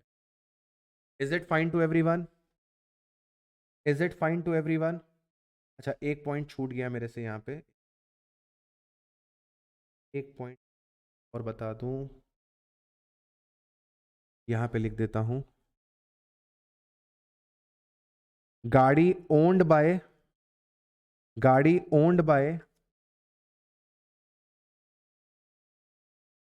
एम्प्लॉयर है, यूज बाय एम्प्लॉय है, और personal expenses met by employee है। Personal expenses met by employee है, personal expenses met by employee है। तो क्या होगा? तो क्या होगा उस केस में? अगर छोटी गाड़ी है तो 600 प्लस 900 पर मंथ, और अगर बड़ी गाड़ी है तो 900 प्लस 900 पर मंथ। ठीक है, यहां पर ध्यान देना, अगर आपके पर्सनल एक्सपेंसेस एम्प्लॉय मेट करता है, पर्सनल एक्सपेंसेस एम्प्लॉय मेट करता है, ये क्वेश्चन में अगर गिवन है तो ही मानना, ये क्वेश्चन में गिवन है तो ही मानना। अगर क्वेश्चन में ये गिवन नहीं है तो आप ये वाला प्रोविजन लगा रहे होगे। अगर क्वेश्चन में ये लाइन नहीं लिखी कि पर्सनल एक्सपेंसेस एम्प्लॉय अपनी पॉकेट से देता है तो आप 1800 900 2400 900 टैक्सेबल कर रहे होंगे। लेकिन अगर क्वेश्चन ने आपको यह बताया कि personal running and maintenance expenses employee खुद मेट करता है, तो फिर छोटी गाड़ी का 600 प्लस 900 टैक्सेबल होगा और बड़ी गाड़ी का 900। Right everyone? ओके भाई साहब, हम लोगों ने पूरा chapter full and final revise कर लिया है। हमने पूरा चैप्टर फुल एंड फाइनल जो है बेटा वो रिवाइज कर लिया है। अब कल हम लोग क्या कर रहे होंगे बच्चे? कल हम लोग क्या कर रहे होंगे? कल हम लोग स्टडी मटेरियल के क्वेश्चंस कर रहे होंगे। ठीक है, तो सब लोग अपने अपने स्टडी मटेरियल को साथ में रखिएगा, मॉड्यूल के सारे क्वेश्चंस निपटाएंगे। ठीक है, हाँ मैं अभी अभी इसको अपलोड कर दूंगा। ठीक है, मैं अभी इनको अपलोड कर दूंगा, समरी नोट्स भी अपलोड कर दूंगा और इनको भी अपलोड कर दूंगा। ठीक है सर? ठीक है, ठीक है, ठीक है, कल से क्लास 10:45 पे रहेगी। कल से क्लास 10:45 पर रहेगी, ठीक है। चलो।